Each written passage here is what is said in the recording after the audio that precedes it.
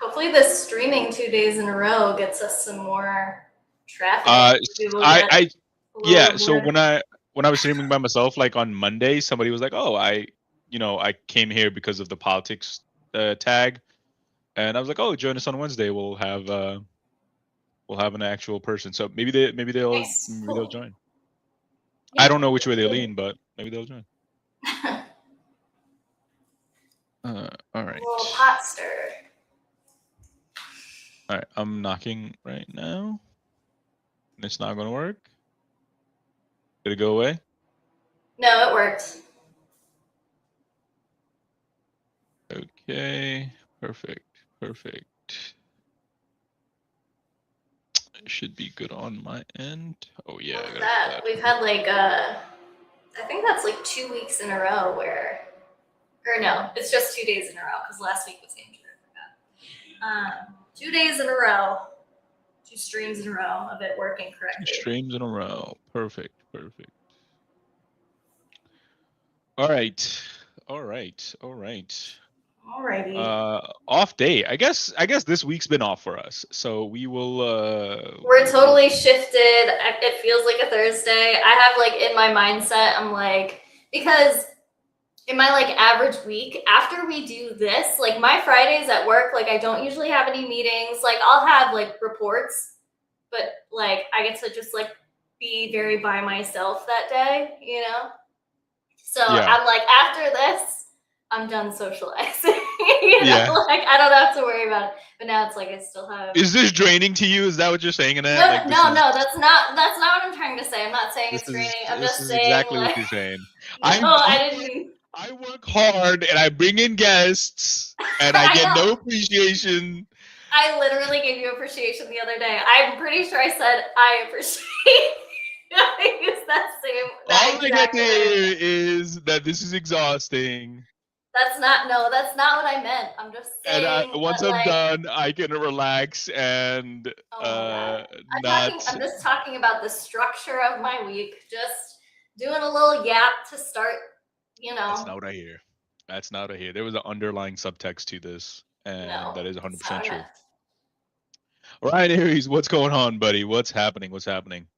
Hey, man, see, look, appreciates you. Look at that. He appreciates me. He appreciates the hard work I've been putting in. Yeah, but when I use the same words, somehow it just doesn't mean anything. I get it. Well, listen, he appreciates and he means it. You say you appreciate me, and then you go, "This is exhausting," and I don't did not say like, that. So, Literally did not say that. Did not say that at all. The little bit of sincerity that was there, it's gone. It's evaporated. It looks like Julio joined. Do you want to add him? We can. Yeah, totally. All right, totally. Let's go. We got Julio. Brother man, what's going on, Julio? To the stage. You're on. Hello. How's it going? I'm still waiting on Mars. Just wanted to make sure my audio was okay. Do you want to wait for Mars? I know he said around 7:50, 15 around there. Yeah. She said us right now. Yeah. Yeah. I think. Maybe. Yeah, I think we can start like chit chatting while we wait. Yeah. Yeah, we've just been goofing around. So we're doing nothing. Right. Yeah, nothing serious yet. I should introduce Annette, Julio, Annette. So this is my co-host. Nice We've talked. Thanks for coming on. We appreciate it. Of course, glad to be here. Yeah, so this will be interesting. We haven't prepared anything. I figured this would be like more of a conversational kind of type thing, and we'll just talk about like anything that's been happening.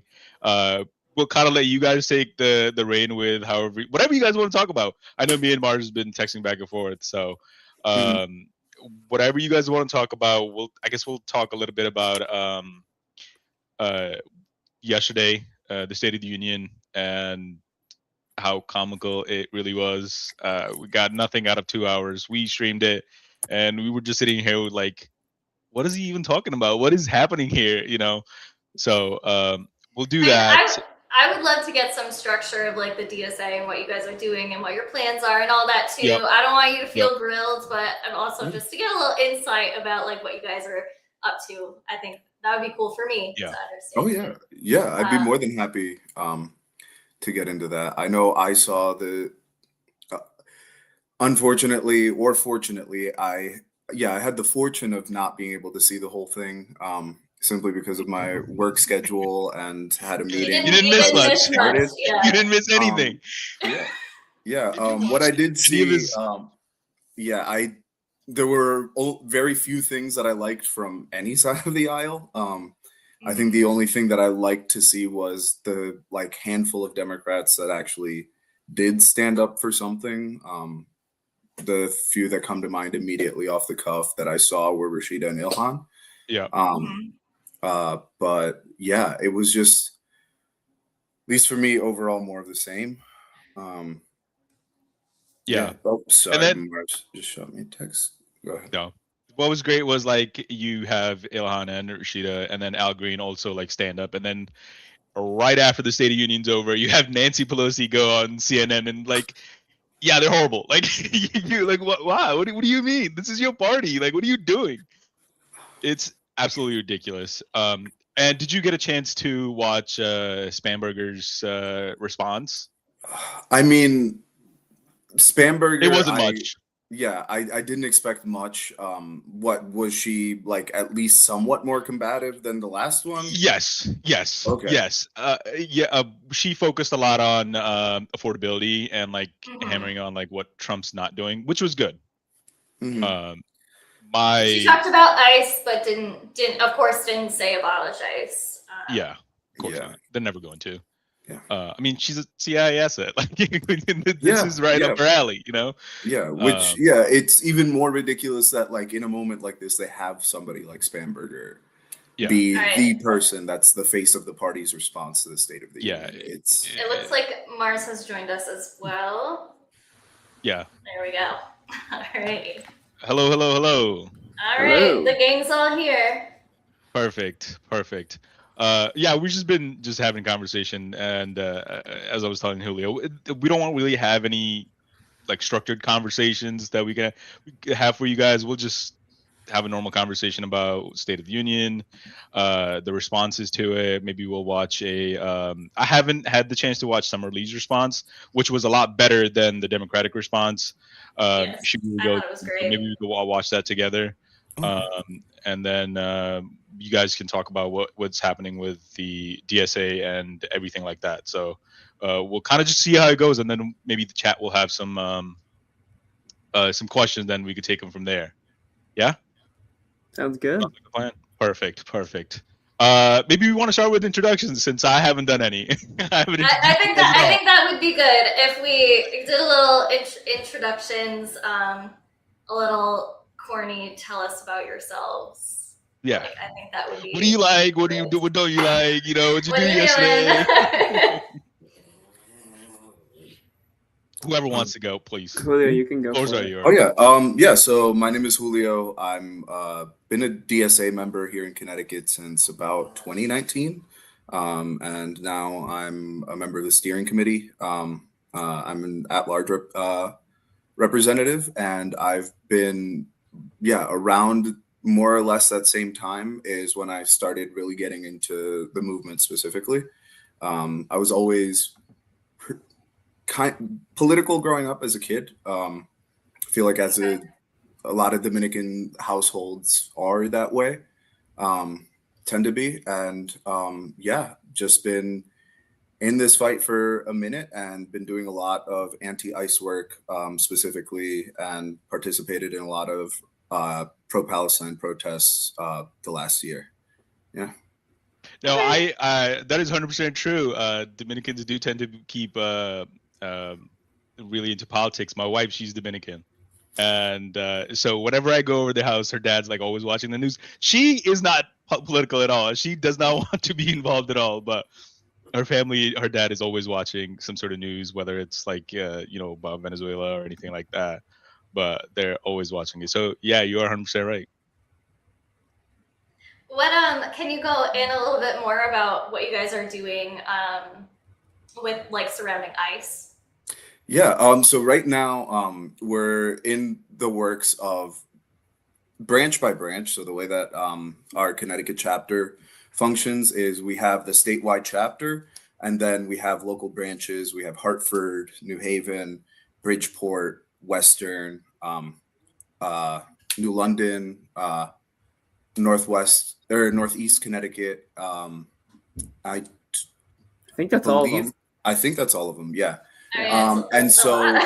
yeah, and Yeah. so right now, especially because the response against ICE needs to be hyper local, our chapter is focusing on what can each of our branches do well and do effectively in order to build capacity to make sure that our organization is doing as much as it can to stop ICE, whether that's helping support bystander trainings and like legal rights observers trainings, street medic trainings, helping push the labor movement to do something similar to what we saw in Minneapolis, if God forbid there's ever a mass mobilization here in Connecticut with a general strike, and having folks that are even, I mean, in Minneapolis, they even had like folks who like legally aren't like technically allowed to strike on strike as well.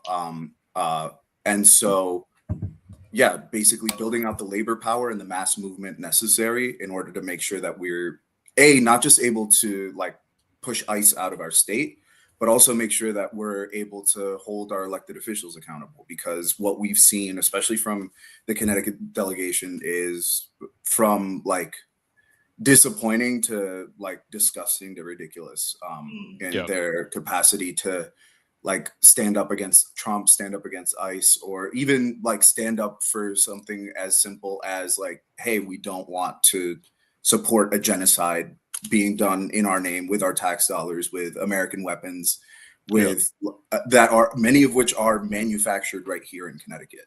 And so, so our chapter is very much focused on doing that work.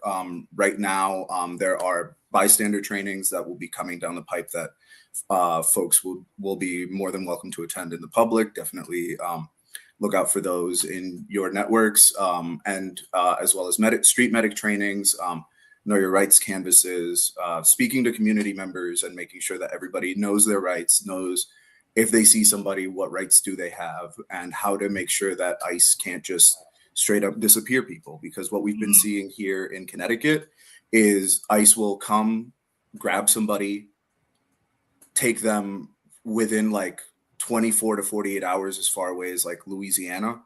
And if you like, they don't give them access to call their families, call an attorney, any of that for long periods of time. I believe some folks have said that they've spent like as many as like weeks to a month without being able to contact an attorney in ICE custody. And that's the one thing that we want to avoid. And I think that folks get really caught up in the idea that like in order to stop ICE, you need to stop a detention from happening. But what we've seen here in Connecticut is they've taken dozens of like over 1,000 people now, I believe, have been abducted from Connecticut. And I know like individually of like a very decent amount of people that have been reunited with their families even after they've been detained, because we've been, sorry, my dog is barking. I don't. You're fine. I have one here too. Is probably gonna go wild at some point. Well, I think we're gonna get like back into ICE quite a bit, but we haven't given Mars the opportunity to give us an introduction yet. So if you don't mind. No worries. And even before I introduce, I wanted to go back to something Julio said really quick, right? If our politicians, whether it be local, state, federal, aren't willing to call out a genocide and aren't willing to stand against the genocide, then there is absolutely no way we can expect them to stand up and fight for us here back home. Absolutely. If they do not show those values, those principles against something as blatant and as undeniable as what was happening in Gaza, then there is absolutely no chance that we can expect them to defend us here in the ways that we need to, right? I mean, Chris Murphy himself saying we need to reform this version of ICE when we know that you can't reform something that is built on oppression, that is built on taking people from their homes, right? I mean, ICE has only been around, the DHS has only been around for 23 years. A world existed before it. A world can exist without it. With that said, I'm Mars. I do a lot of community organizing here in Connecticut as well. I'm also a DSA member. I do a lot of work also with WFP. I'm I was more on the academic end of things, doing a master's in political science around police militarization and the use of state violence against a population and the ways in which policing and law enforcement being brutal, being militarized, and exerting force against the people creates the conditions for unrest. I finished writing this dissertation like at the end of 2024, so very, very relevant now. Yeah, very. Yeah, absolutely. Yeah, you're really kind of on the nose with that with that one. The curse of being a leftist is that you're always right too early. Just Right, too right. early, right? Exactly, Yeah. exactly. You know what I was just thinking about? Like, I think last month we had one of my friends. He's a state officer for our state, and we talked to him, and it's so interesting sometimes. Maybe we can get into it. This is going to be like a heavy topic, anyways. You know, there is obviously the necessity of having police. There is a function in society for police. It's just not what we have. They don't function. They're supposed to solve crimes, not harass people, right? Like that's what we have now. And obviously, you could speak more to it. And he believes that. He does think that himself, you know. But then he also recognizes that there is this whole section that exists that, for the lack of a better word, is power tripping. They have the power and then they use it, right? He recognizes that the function of police is supposed to serve and protect, right? Like what they love to say. Because I mean, the biggest socialist country right now is China. They have cops. Like their cops actually help people. Their system is entirely designed to help people. But that's not what we have now, because our system was never designed that way. Our system was designed for slave catching, right? Like so, and that's kind of just what we've continued on. I mean, there's a huge story breaking right now in California, where whenever an inmate makes a phone call, they charge him $5 an hour, and it takes him 5 days to work that off because he gets paid $1 a day. I mean, that's slavery. If not, like, just because you gave him one, like $1, it doesn't make it anything else, right? And in Alabama, majority of the state prisons there are for profit, and they're churning $450 million worth of profit a year from free labor, right? While So, maintaining horrible conditions. exactly, which is insane. So we really do need to examine so many of our system, which makes it so tough because so many of them are wrong, whether you take it from our political finances, police force, anything. And it just makes it so hard for people that are even in there and that they want to do the right thing to even do the right thing sometimes, you know. So maybe we'll bring him on and we'll bring you two, and then you guys can just argue back and forth. That'll be kind of fun. Yeah. That'd be fun, yeah.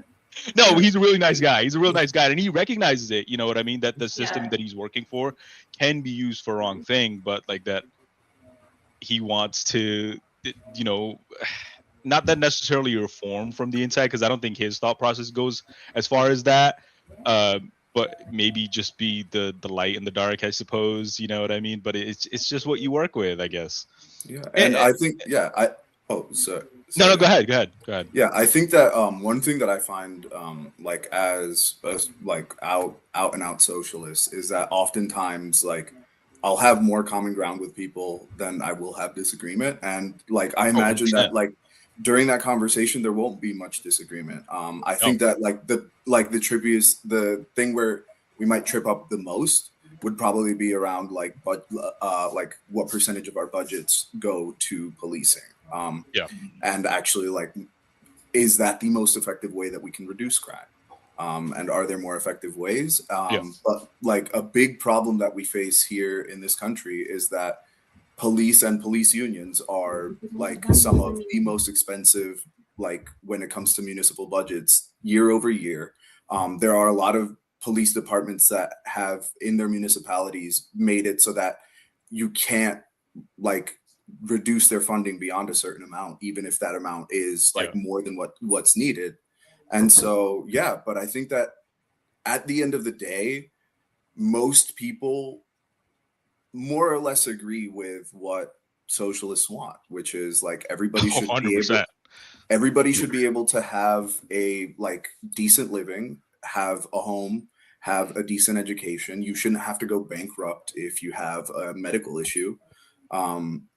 That like like your How family radical. should, yeah. Very I know, radical. it's absolutely insane. We should, I don't know, maybe have public transit that is Yeah. actually functional. You Right. know, You mean actually like, helping people? yeah, you know, Exactly. Yeah. It works. It goes against the capitalist structure that we live in, you know, and that's just Right. and with the powers that be, and it doesn't work for them. And right, and like, no, I was yeah, gonna say, I would go just, I would just finish off by saying, oftentimes I feel like the Republican Party is definitely a huge obstacle to change, Yeah. but one of the second biggest obstacle is the Democrats themselves, because Yeah. they say that, oh, we want better, and then refuse to let anybody that has a politics that is actually popular rise up to the forefront. Right. I mean, and we saw that right after. Laugh that hard. We saw that right after 2020, after the BLM movement, that the height of it in 2020, where there was all this demand, there was all these calls from the people, a genuine people's movement to reform, to actually bring about changes, substantive changes to our policing system in this country, to our carceral system. And what happened? Absolutely nothing came of it. A lot of these quote unquote reforms were walked back. The police are getting more money than ever. And at the end of the day, right, if we're concerned about crime, we're concerned about criminality and people being led down that path, we need to start at the root of it, which is making sure people have healthcare, that people have proper education, that people have public access to transport, and that they aren't trying to survive each and every single day and struggling. Maintaining the policing structure as is simply done to maintain the for-profit carceral system. That's it. Yeah. That's We what's were kind of happening. talking about that last night when we were watching the State of the Union, and he's kind of just parading out, like, you know, for victim after victim of, you know, a one-off, you know, crime committed or accident committed by an undocumented person.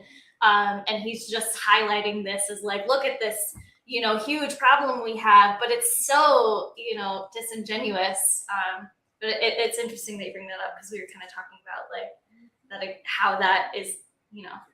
It's disingenuous, but it's also fascist propaganda. Like, this is straight from the playbook. Absolutely. I mean, and it's not just like Hitler, but what's been done historically in the U.S. is taking these very fringe, and oftentimes can be brutal attacks, can be things that are disheartening. Of course it is, but then they take these very small, in rare instances, and then blow them up to use as propaganda. It's part of the fascist playbook. I mean, at the end of the day, right, going back to cops, per capita, American police kill more unarmed people per year than undocumented migrants. Oh yeah, 100%. I mean, the undocumented crime is like extremely low. I think it's almost less than 1%, like, per year. Right. You know, it's ridiculous, and they make it to be a bigger thing. And that's kind of exactly my word. Like, when he was talking about, well, look at Washington D.C., we've had 0 crimes. I'm like, do you think there's possibly a better way than just having National Guard patrolling every single house? Like, there has to be a better way, right? Right. Like, I mean, that's authoritarian. Like, unrealistic. how can we act like that's long term? This conversation is also making me think of, I mean, back to the Democrats and, you know, saying, like, trying to hold ICE to police standards as if, like you said, they're not the ones murdering people on the streets on a daily basis. Yeah. You know, so it's like, that's not going to reduce the problems that we're seeing here. I mean, police have gotten we have the most funded local law enforcement in the world in terms of how much money they receive, more than any other kind of service. They have been getting reformed and receiving training and equipment for the past 60 years at an exponential rate, effectively. And what we see with all this going up is that the assaults against innocent people going up, murders against unarmed people going up. There's a direct correlation between the budgets of police departments, how militarized they are, and the amount of people that are shot and killed and assaulted. And it actually makes police less safe too. Like it actually brings about more violence against them. I bet. So overall, it's this cycle of perpetuating violence in our society, which kind of goes back to what you said earlier about like how are we supposed to live freely, right? How are we supposed to walk around our streets if we have to be patrolled by the National Guard, by armed forces? What kind of freedom is that? That is, I mean, it's American as it is the policy that has existed, but it is un-American in the sense of this is antithetical to what freedom is. Mm-hmm. What we're supposed to stand for. Yeah. And kind of, you said something interesting too, is like the whole BLM movement that was supposed to be the reform era for our police, but instead it was just turned into just funding tripling and quadrupling for training purposes. And there's certain aspects like how, and kind of speaking of ICE too, and it certainly matters with a budget of $170 billion, making it the fourth largest military in the planet, not just the country, on the planet. How do you reform that, right? Like, how do you reform certain like deficiencies, like when you take a 2-month-year-old, and I keep going back to this example because it's so absurd. How do you take a 2-month-year-old that's been in detention, that gets bronchitis, and then you abandon it across the border in Mexico? Like, if I ever get the chance to talk to Chris Murphy, I want to be like, can you explain to me how exactly this gets reformed? Like, how do you reform like dropping people off in negative 35 degrees in Minnesota in the middle of nowhere and just leave them on their own? How do you reform that? It's unreformable, right? So the fact that like what pisses me off a lot of times is I expect the Republicans to be evil. Like that's like my expectation, right? But then like you turn around and then you look at the Democrats like, you want to do something about this? Like what's happening here? And then they go, nah, we'll just be a little less evil than that. You know what I mean? It's just ridiculous. And then you look at it and you just go, I don't know what to do. I don't know where to look, you know? And which is kind of why me and Annette here have been try to get more involved and to explain to people, look, if the Republicans are here and you think the Democrats are here, but no, they're just right here. They're like right next to each other. When the center position is abolish ICE, we have one of the most progressive senators calling for reform. It's just ridiculous, you know, and I think DSA is the answer, especially with what AOC's doing, what Bernie's been doing for all these years, and then Zoran really taking it to the next level. Maybe we could talk. I do want to ask a little bit about Zoran, and there's a question that I have about that. What do you guys think of what Zoran's been doing and how he's been doing? What are your personal opinions? Oh, this is quite the question. I personally have certain political disagreements, Okay. have had some disappointments, but I'm still unsure. Lay it out. Yeah, if that's the case. Given where Zoran is, his kowtowing to Kathy Hochul and appealing to centrist, like basically like folks in Albany, and I understand where it could be coming from. Like Zoran's personal politics aren't necessarily the actions that he's taking as mayor, but it's still a lot more disappointing than I expected it to be. But overall, I think that Zoran is shooting to be an example that not only can socialists run and win on policies that are popular, but actually deliver on them. And I think that if, like, at the end of his term, like, he's managed to accomplish most, if not all, of the things that he set out to over the course of his campaign, that he like espoused over the course of his campaign, I will be more than happy with that. And I think that will be what is necessary in order to build even more confidence in the public that, like, no, these people who are running on these politics that are popular actually can execute on them. I know that New York, they're still working on the budgeting for it, but they're going to be starting the I think it's 3 through 5 childcare. 3 to 5. That's that's going to be starting in the fall, I believe. Yeah. And that's No, go ahead. I'm sorry.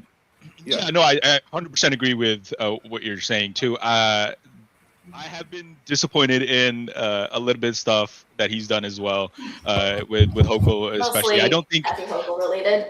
Yes, mostly Cat. Well, no, there's the whole Chiose thing too, and endorsing Jeffries. Sure. Again, us as outsiders, and maybe you guys are a little bit more insider than we are. I look at that and I go, dude, you really don't need to do that. What sometimes I look at it,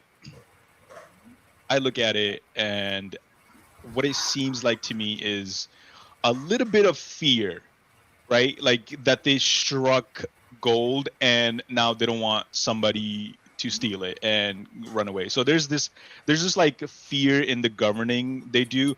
But again, I know when you have power, when you get power, how you should govern, right? Like especially when you have power like and favorability like Mamdani does. Like he is the most he has the highest favorability in the country of any level politician right now.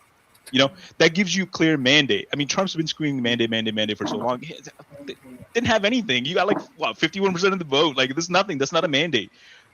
Zoran does have a mandate, but I think there's this fear. So I think sometimes that dictates his policy. Now I understand, you can't exactly pick a fight when you're with the minority House rep, who is he's one of the strongest Democrats in the country. I understand that, but I think that you could let it happen. You can let it go down the natural route, right? Like you don't have to be a block in Chiose's way, But again, I don't see what they're seeing, right? And so far, like you said, they've done some good things. So maybe I'll put my little faith into it. Maybe he doesn't want to create hurdles for himself and actually want to just focus in New York, So I can see that. I don't know, but that's just my opinion of it. I think he doesn't have to be that fearful. It is playing the political game, because at the end of the day, right, in terms of raising taxes on the wealthy in New York City and in the state, obviously he's going to need the support of Hochul for that. So that's why he's playing that game. And at least in terms of the state assembly, there aren't as many allies, right? So that's still an area where they need to be built up. And even within the New York's internal council, there still needs to be a lot of alliances that are formed. And I mean, let's be honest, right? Eric Adams did everything that he could possible to screw over Mamdani as best he could. There were so many bad as he was put in his way. As bad as Eric Adams was, he was hilarious. I think that was ever, if he could be if there could be a court jester position, right. I will not tolerate a single bit of Eric Adams slander on here whatsoever. One of the favorite things that he said is not "I feel a little Dominican," but "I am a little Dominican" at Dominican Pride Parade. And unfortunately for me, he was right, because I have so many uncles that exude that Eric Adams. Yeah, he's and the video of him going through that apartment and I don't know your capacity. It's gold every time to pull things up, but that video is absolutely peak. Yeah. If we want to do that, I should be able to the interview that he did with what's her name? I forget who she was.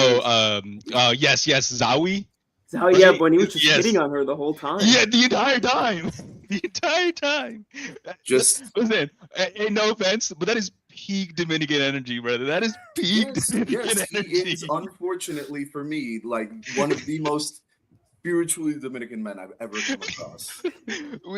We need to get him in skinny jeans and tight shirt. Be like, I'm Dominican, papi. We need to get him on that trend right now. I miss him a little sometimes. I just miss watching. I knew when I saw Eric Adams, I'm like, I'm gonna have the best time watching this. Him and George Santos are on very similar rounds for me in terms of the entertainment value that they give. Yes. George Santos can be what a queen. funny sometimes. You know, Hilarious. if Trump wasn't the president, I wish he was a comedian. He's so funny too. Well, that's the thing, right? Like that's where like when he has those moments where he gets to like nerd out over like if you ever hear him talking about like theater and like opera Yes, and yes, musicals in yes. New York, there's like this little So glimmer in his eyes, like a little, just like the Oh, tiniest bit of humanity comes Yeah. through him. just Whenever he happiness talks about, comes out. like the arts and comedy. Like he's a reality TV. She's a piece of shit. But at the end of the day, Yes. he's a reality TV star show, Right. right? Like If somebody had just put him on Broadway, none of this would be happening. Yes, yes. No, they're so funny. Do you have it in that? So I'm not sure which one we're talking about. I see Eric Adams offers tour of home amid questions about where he lives, but it's from 4 years ago. Oh no, there's That- one where he's going through and he's like going through all of the like different places that you can hide weapons and drugs in an apartment. I don't know. I've not seen this one. Oh, it is. oh, it's gold. It is. I thought you were talking about the absolutely- Get Ready With Me one, where it's like he like skips like 4 hours, kind of like that Ashton Hall type of thing that he did. Oh, that was so good. That was so good. Oh. man. Eric Adams shows where kids hide guns. Yes. Your Yes, guide I to love it. finding drugs and guns with Eric Adams. Yes. Oh, it there's is. no other person multiple. that could do this. I think it might be this one. And if it's not, let me know. I'll pull it up in 1 second. We just got a little ad to get through. Yeah. Okay. Yeah. If you could drop it in the chat, I can like check and see, like the private chat. Yeah. Not bad. Okay. Here we go. Sorry, still kind of getting used to the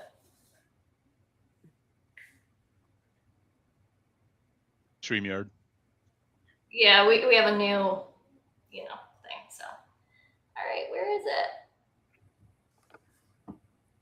All right, Yeah, there we it's go. okay. Sorry, is this the one? Yes. Yes. Okay. Jewelry box. A jewelry box of this nature, maybe a simple jewelry box, but if you look through it closely, you don't know what your child may be hiding. For instance, a gun. You should always, when your child bring in his pocket knapsack, but in different locations, look through it to see what exactly is your child carrying in addition to a book. Something simple as a crack pipe. Look at picture frames behind What's a them, crack pipe? cameras. Try to determine what's taking place. Behind a picture frame, you can find bullets. Something simple as a baby doll. This can't be real. Just a baby doll, but It also is. it could be a place where you can Unfortunate. secrete Well, or fortunately, hide yes. drugs. Run your hands over the pillows and see if you feel anything that's unusual. Like a pillow like this with a button is a perfect invitation to hide something. I felt something bumpy. I would reach in, see what it is.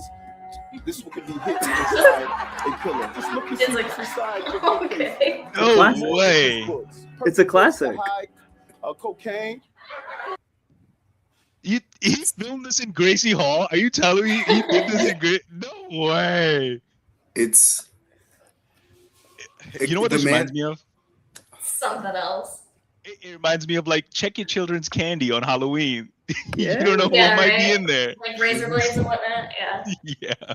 Reminds me of that ad, like Right. on the war on drugs, like this is your brain on marijuana, and it's like the scrambled eggs. It's like that hall monitor energy Yeah. that Dems carry through and through Yeah. when they have absolutely Mhm. no substance at all. Yeah.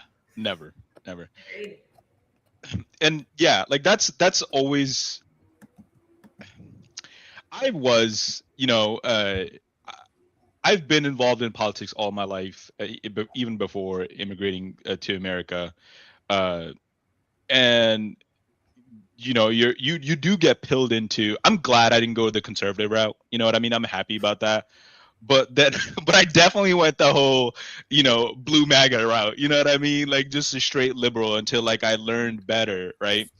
And it's just ridiculous when I look back at it and I go like, they're just Republican light. Like that's who they are, and it's just so stupid. Like how, and again, and since we're speaking of like Zoran, like when there's even a little bit of competence in like wanting to take care of people and governor, what you could really do, like within the first week, he got the childcare thing done, and I love what he's doing with the whole shoveling thing. Like that's, Yeah. it's when I look at something like that, it's you're giving money directly to the people. You're not giving it to all these like big companies that are just Right. paying their people $15 an hour to shovel all night long through the freezing cold, just because giant corporations. You're giving it directly to the people, which is great, enriches people, and it clears your city. It builds. And this is something that I think you guys can maybe definitely speak to. And I think that's probably one of your biggest goals from the 2 meetings that I've attended with DSA. And I think that's always been the message is organizing, and forming community relationships. So if I'm out there earning $30 an hour shoveling, I'm talking to my neighbors. Like how less we do that in this country, in other countries, in third world countries, like that's something a lot in India. Like that's a thing. That's a thing like that. All parents, all siblings, they all live in the same house, so the community relationships are so strong, but we miss that in this country. And I think that's part of just the capitalist structure that is designed here. But doing Yeah. something like that creates such big community outreach, which I think is great. Yeah, it's a culture that like I really miss about the Dominican Republic, where like even in a Yep. place where we make like I think the like per capita GDP is something like a seventh of what the US per capita GDP is. And like I go to like my grandma's house in that neighborhood and I can Yeah. walk into any of like my immediate neighbors' houses around lunchtime and Yeah. there's a plate for me, no questions asked. Right. And it's like that type of tight-knit community that we want, that like folks are missing, and that alienation is very, very deeply felt. That's why you have so many people going absolutely off the wall bonkers and like losing it here in the US, because we just Yeah. live in these siloed little containers where like Yeah. we don't talk. If you don't make an active effort Yeah. to go out and talk to people, and sometimes even if you do, like, because it's expensive to like be Yeah. social. Yeah. If you don't Yeah. have third kind of, spaces yeah, Yes. don't exist yeah, anymore. And At least. even if you do, it's just like incredibly isolating here in the US in a way that like it very much isn't in a lot of places that have less. And a part of it, I think, is the way that our like society is designed and centered around like suburbanism and like car centric. But a part of it is also there's just like no social trust. Absolutely Yeah. none. And I think that one of the things that as a community organizer I strive to do is show people that like you don't even necessarily need to like your neighbor or your coworker, but when it comes to like forming a tenants union or forming a workers union, you're in the same fight. And Yeah. like knowing like I might not like you personally, we might have radically different politics, but if I don't stand up for you, then I'm not standing up for myself. That 100%. like it just creates a respect when people like put that aside and stand up for each other and take a risk in order to better themselves and everybody else. That like you can feel it in the energy. It's hard to describe when you're in a room where something like that's happening. And it's not just something that comes like this has all been a very intentional process, right? To keep us divided, to keep us pitted against each other, to keep us focused on like partisanship, at least like American partisanship, because if they can prevent us from recognizing the power of community, if they can, right, back when labor unions were at their strongest in this country, back when people realized how the strength that comes from people coming together and making demands together and engaging in real militancy, that's when socialism was at its strongest in this nation. And they recognized that and had to then engage in oppression of that. And going back, like I was born in Cuba, right? I can directly relate to what Julio was saying, to what you now were saying about the sense of community where people will stick their necks out for each other no matter what conditions they're in, right? People, there's this idea, right? Like people who are struggling to get by, they're just surviving each every single day, and we are, right? And that somehow prevents us from building community with each other. That somehow keeps us individual and atomized. But people in the Dominican, in India, in Cuba, and any other country in the global south, people are surviving. People are facing even worse conditions that they are here in the US, and there is still a sense of community. there are still people sticking up for one another and helping each other out, despite the fact that they are living in miserable, impoverished conditions, because there's an actual love for humanity. There's an empathy. There has not been this idea of pulling yourself up by the bootstraps ingrained in people for the past 3 centuries. Absolutely. I mean, here it's if you do find yourself in a position where you have to rely on a family member, like move in with your parents in your mid-20s or something because of, student loans catching up with you, rent being too high, then you feel shame personally. Maybe your parents aren't saying anything, but one of their friends comes over, you feel shame. You feel shame to talk about it with your friends because that's not considered the norm here, and you're considered like a freeloader or lazy. People make all these sort of assumptions because that's just the culture. Yeah, no, 100%. Has DSA been making any efforts? I'm sure you guys have, but maybe you want to talk a little bit about that, like how we can foster more community, engagement and more. Before I got involved with DSA and like keeping up with what DSA has been doing, I do get emails from like the Democratic Party or like the Working Families Party here. I just got an email today, and it's like Build Manchester Together, where they go out and like the Democratic Party gets together, like the DTC, and they'll, see like if there's like an elderly person that needs like care at their house, or if their like yard needs to be mowed, which those are all good things, which is always a good thing about local politics. Is DSA doing anything like that? If you guys want to talk anything about that. So off the top of my head, the closest thing that comes to that, that's not just an organizing specific project, is the community bench building. That some of our southern branches have done. I believe Bridgeport and maybe New Haven has done them, where they'll find like a bus stop or something where there isn't a place for somebody to sit, and they'll come together and build it. So like things like that, meeting needs. And then we're very active in mutual aid. And so that's not necessarily as like public facing. I think Mars can talk a little bit more about that while I go get my dogs.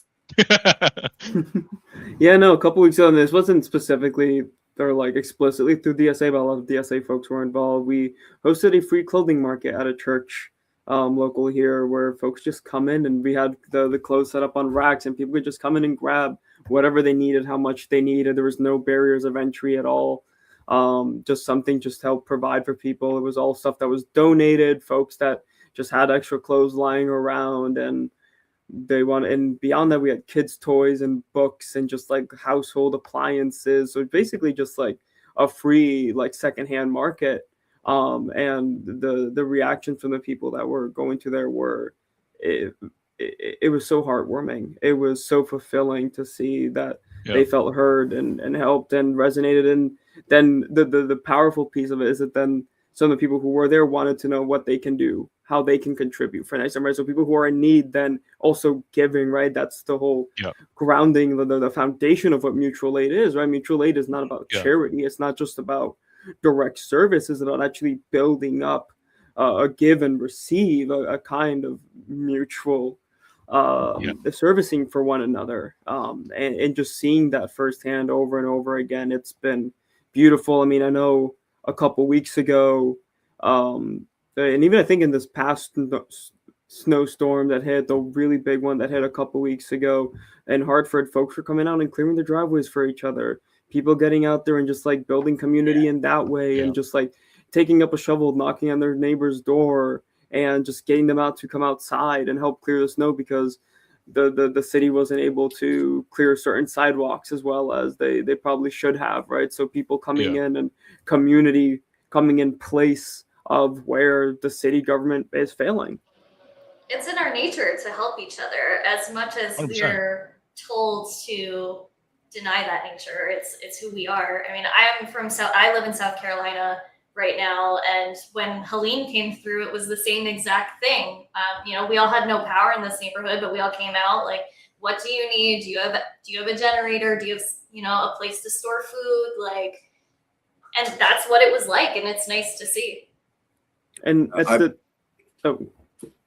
Yeah, Go yeah, on that topic, I think I remember reading a study or like a postmortem on Katrina and a lot of the like violence and disorder that came out of it. And what that study like found was that most of the incidents of violence breaking out was people in like city and municipal government and like leaders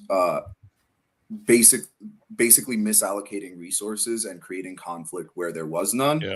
when for the most part the community was stepping in and helping each other, and then media was taking people that like were in a awful situation and then calling them looters when it's like there's water up to your waist in the streets and nowhere to get food, and we're like sitting on the second floor of our house or maybe even the roof, and it's like the supermarket might have some food in it, you know, like that's not looting, that's surviving. Exactly. Yeah. And what I was going to say is 100%. like, right, at its core, that is what socialism is. That is what like a communist project is. Anything that's at whatever antithetical to our current social and cultural norms here in the U.S., it is actually enjoying this natural human nature of wanting to help, of wanting to build community, right? We would never have gotten this far as the human race, quote unquote, without community, without helping each other, without building each other up. And, you know, within the context of all the times that we've destroyed one another, we've continued to persevere because of this natural inclination to be there for one another. And what's, as socialists, what we want is to ensure that that is what our governments abide by too. We as the people understand that is what guides us forward. That is what keeps us together. And we want to make sure that at the highest echelons of our society, those are the values that are being put forth and not ones that are going to benefit the elites. Makes sense to me. Yeah, we have Orion Aries in chat. The problem with community here is we always been split by race. Texas is whites live in the north. Texas is white, live north. Side black is east. West side is Mexican, and south. When you split communities, it causes race stuff. But some events, everyone does try to come together. But it takes events, and we need to do that more often. And like, you know, what that kind of reminds me of is the like FDR highway project, right? Like cutting highways right through black and brown communities to separate them. And if you look at Connecticut is a perfect example, and Enfield is a perfect example. If you just look at that highway right there, on the left side you have one of the more poor neighborhoods, and on the right side of the highway you have one of the more richer neighborhoods. Like, and it's just done that way systematically. And again, to your point, it's like certain sometimes, like the way I see socialism is to try to change and even dismantle those systems so it is more equitable, so it is more freer for everybody to engage in their community and what should be their right. You know, nobody should be surviving, everybody should be thriving. And being in a country that is the most richest and the most powerful nation on the planet, where people have to survive, is a little bit ridiculous, right? Yeah. So I think that's Absolutely. And I was gonna say just real quick, right? Like there's like that narrative, that propaganda of like socialism just means you just want everything to be free. No, it's about reallocating our resources so that actually goes to us, the people, and that we have control over that. So it's not those at the top, the wealthiest, that are making decisions to give our military a $1 trillion budget when people are living paycheck to paycheck, when tens of thousands of Americans are dying every single year from lack of health care, when children aren't receiving the education that they deserve, even though we have more than enough money to do that. If we can give Israel billions to go bomb innocent children in Gaza, then we can take that money and put it into our communities and also throw some out to the rest of the world to help uplift it as well, because the U.S. is the axis of evil. And like, I mean, going to that mention of Enfield, it happened in Hartford, right? Hartford, on specifically Albany Ave, back in the mid 1900s, was such a wealthy black part of the city that was building so much capital, that was building so much power, where people were really living and in community and also seeing the fruits of their labor, seeing the fruits of all the work that they're putting into coming back into them as a community, now as individuals, as a community. And then 84 comes in, splits the city up, and that all goes down the hill. Yep.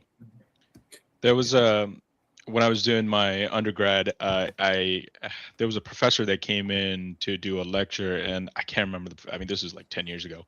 I can't remember the professor's name, but he did his whole study on just how neighborhoods go from being rich to poor, right?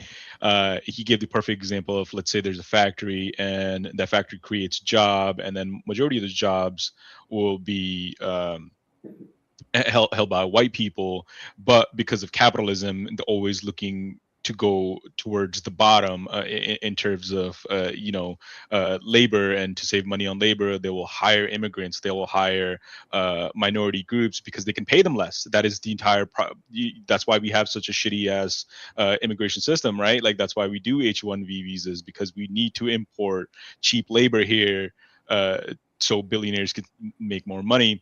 And his point was, eventually, because of underlying racist structures, those neighborhoods will slowly start to turn towards more minority communities, and the way things are designed, it brings the housing value down because of systematic racism, and it's just such a cascade of effects. Eventually that factory will leave and the housing market will crash, and then you have a flood of drugs will start to come in, and then which is bought in from outside to sell to minority communities. And when there's jobs are gone and you have bills to pay, and then drugs, kids sometimes will like see their family struggle, and then they see these drug dealers actually make money. The automatic thing is like, I can't see my mom starve. You know what I mean? I can't see my family be hungry. So they are left with no other option except to just go in that world, right? And then we don't find fault with the system that created the capitalist system that created this overarching struggle for everybody, but we will find issues with the person selling the drugs. The To individual. your perfect example, we'll find issues with the individual, and then that will feed into the incarceration, and that what we've been talking about, right? Mhm. So the reason I bring this up, and I think right now, and sometimes as much as I get mad at the Democrats for not stepping up, sometimes I am happy about that. And when me and Annette, we've talked about it a lot here, that I do appreciate them sometimes not doing anything, because then DSA can go and look like, hey, look, these people are fucking useless. Like, they don't do anything for you. And I think this is an opportunity to run candidates in every single position. I think this is a great opportunity to do that, and then maybe do create the change. Do a little bit of taquilla, you know what I mean? Like, get in there. I'm fine with that. Be a little bit of parasitic and just invade the host body and just take over completely. So I don't know. What do you guys thought on that? Maybe I'm wrong. Maybe I am. Maybe I think maybe I'm. Yeah, I think out of pocket. I think that there very much does need to be like folks like that run for office that actually deliver and help out our communities.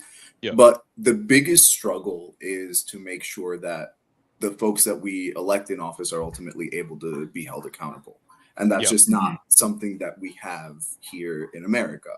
The closest time that we had something like that was back in the post-war boom up until stagflation, where we had the highest rates of unionization in the history of the country.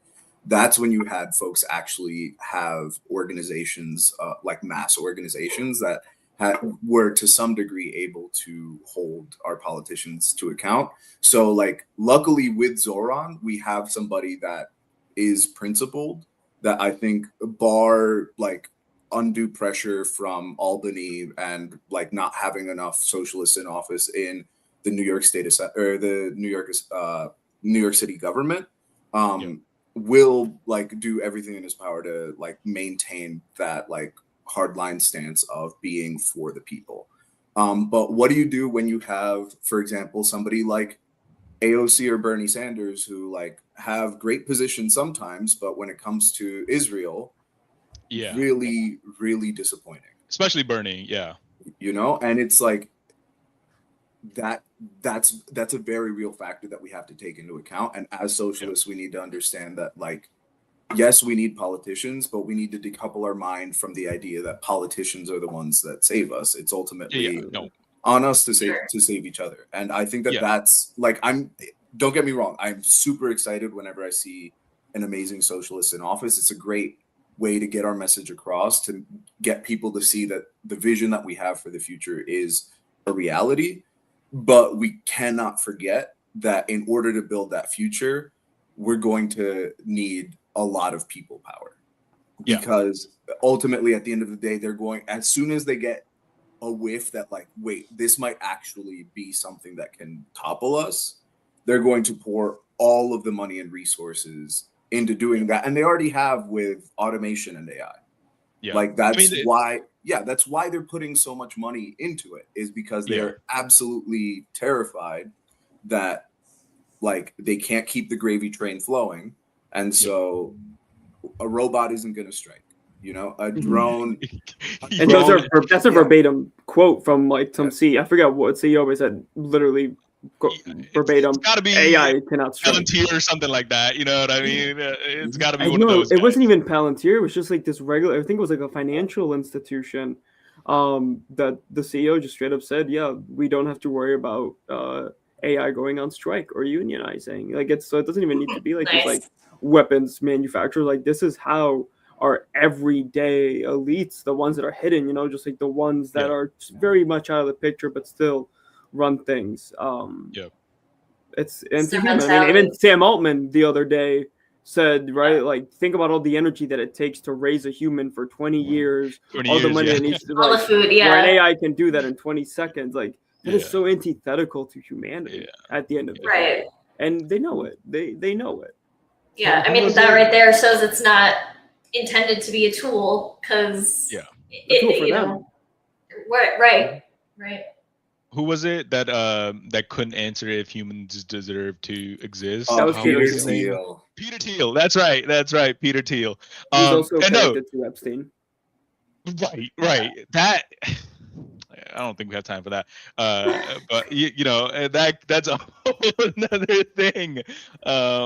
But no, and then to what you were saying is like when they get a whiff of you know, that they might lose a little bit of power, they go into just straight attack mode. And you're not speaking hypothetically. I mean, the perfect example was that just happened, Afton Bain.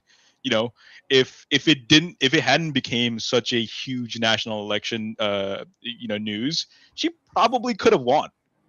She probably could have won that election easily. So, you know, with like just what they dumped like 20-30 million in just 2 weeks there, which is insane to think about. But my comment more was to the point where you're 100% right, is like the hard thing that then becomes is holding people accountable to when you do get them in position of power. But my thing was, the way I think about it too is, and you could definitely tell me if I'm thinking about it the right way or wrong way. DSA, I feel like, requires more legitimacy. You know what I mean? Because last time I attended the Hartford branch meeting, there was one older gentleman, and we've talked about this, so I'm going to be repeating something that's already heard. He asked, like, well, why with all the bad shit ICE is doing, why do normal Americans, you know, that may have voted for Trump or do support Trump, and they look at it and then they go, I still support that. Why is that the case? And I had an answer to this, right? And then he is still pondering like why that is the case for a lot of this. And my answer is, to me, it's very clear. And when you're in the Imperial Corps, you have this filter of treats. You know, that's how I like to think of it. You have this filter, and you can't imagine anything past that, right? Like anything you see, whether it's the children in Gaza or ICE doing what they're doing in the middle of the streets, you can sympathize, of course. Like you see something horrible, your natural response is like, you know, that's kind of tough. But then you have this filter that goes, well, you know, maybe we do need that. Maybe there are too many immigrants, you know. So that filter just doesn't allow it to happen. And that conversation went towards like, well, how do we reach those people, right? Because we have to. There's sometimes there's no other way. Like sometimes you have to give grace sometimes to people that, and that's not to say they don't have to work for it, right? Like if you still support Trump today with all the things he's doing, and then tomorrow you wake up and you go like, that's a lot of bad stuff. Me personally, I have a hard time with it. Like, but I will accept them. But that just means you have to work twice as hard. You know, if you waited at one more day, that means in my book, you have to work 100 days to earn my trust, right? Yeah. Mm-hmm. The where I go with this is, it would be so much helpful if we had DSA members in positions of power. That way, if I'm talking to a Trump person or Trump supporter or a MAGA, whatever, I can go, look, they're doing something for you.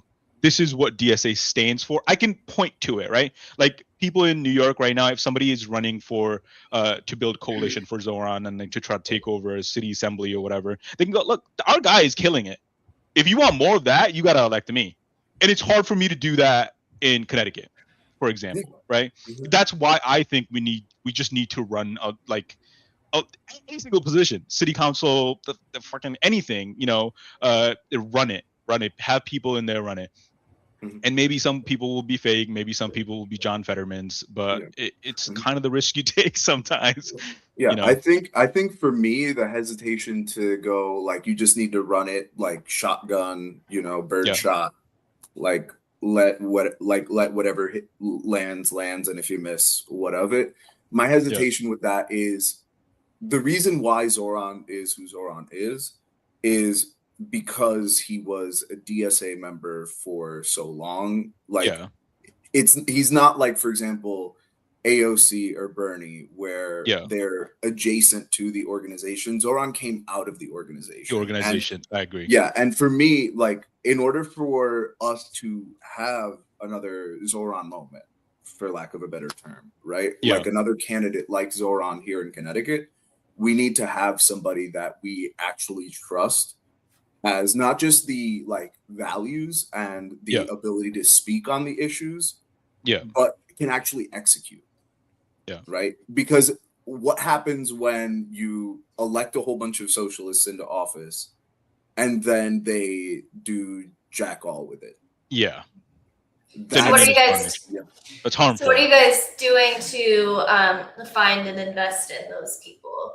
Yeah, I think we already have, and we already are, and we're continuing to build out those relationships with folks that we do trust. Like speaking as a member that like is on steering, like like there are definitely like folks that are very much adjacent to DSA, but just for one reason or another aren't out there yet, you know?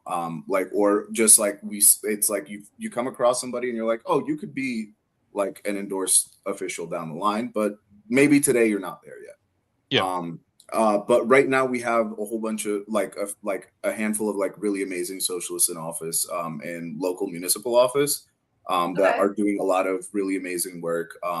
Abdul Osmanu, Lori Sweet, Maureen Crouch, we have Nate Simpson, and then New London. Hart. Sorry, I've been fasting all day. Jeff Hart in New London. Jeff Hart in New London.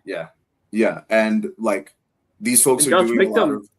Josh Micktham here in Hartford. Yeah, Josh Micktham is. I don't believe he's officially endorsed, but he's not endorsed, but he is a DSA member. Yeah, he's a DSA member, and like I personally, I love the guy. You know, he's doing a lot of really great work. It's just we haven't had folks that have risen to like statewide like media prominence yet.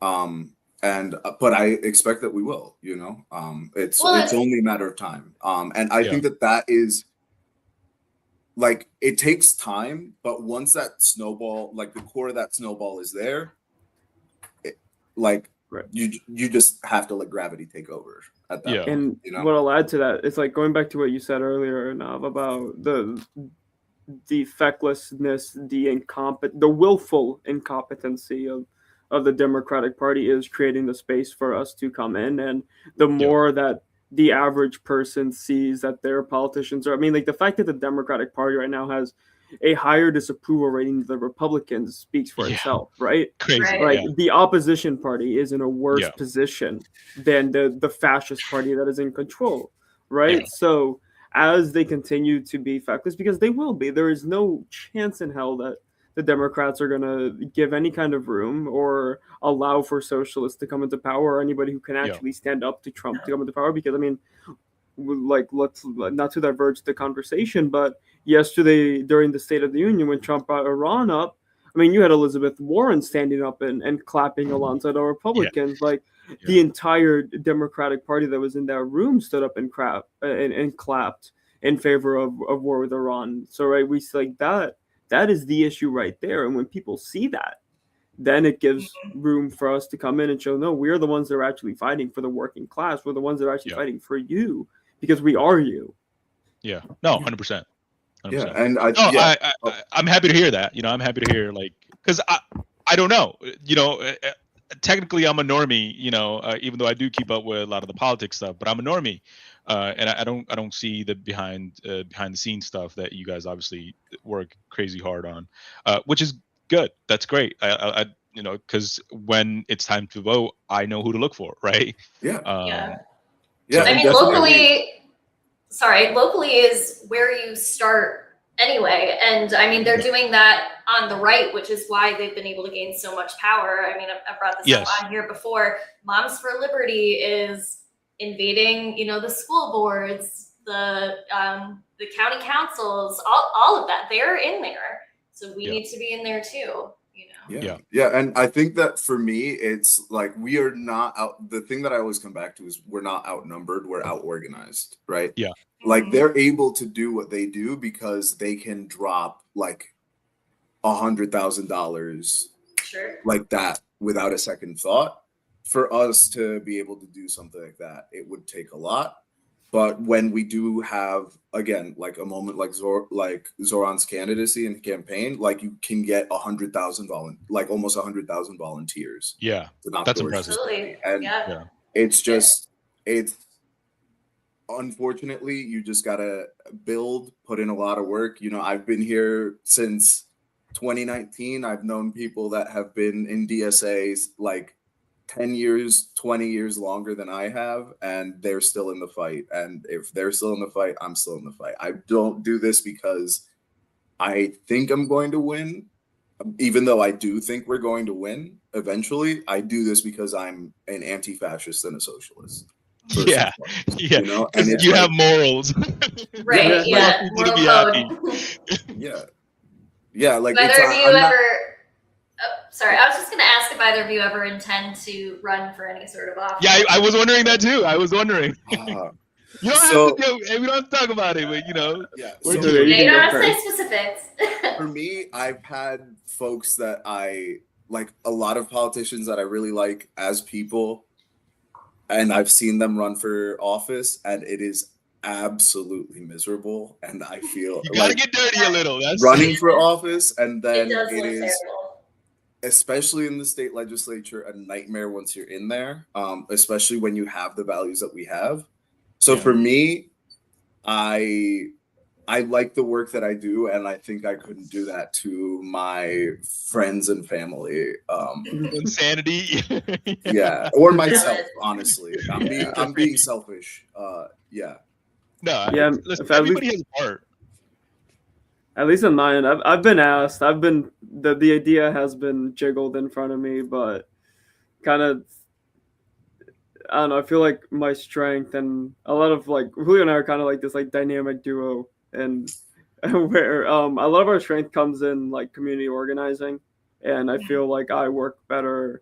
outside of the system, and I work much better and I'm much more effective in being able to organize people. And I feel like having to deal with the shenanigans, to put it in a PG-13 way, of like state legislature or like city politics is just something that would take me away from being able to fight for people. Like, what I'm looking is not to just like go in and change policies. I'm looking to actually build and be part of building a genuine working class people where the people can then be in charge.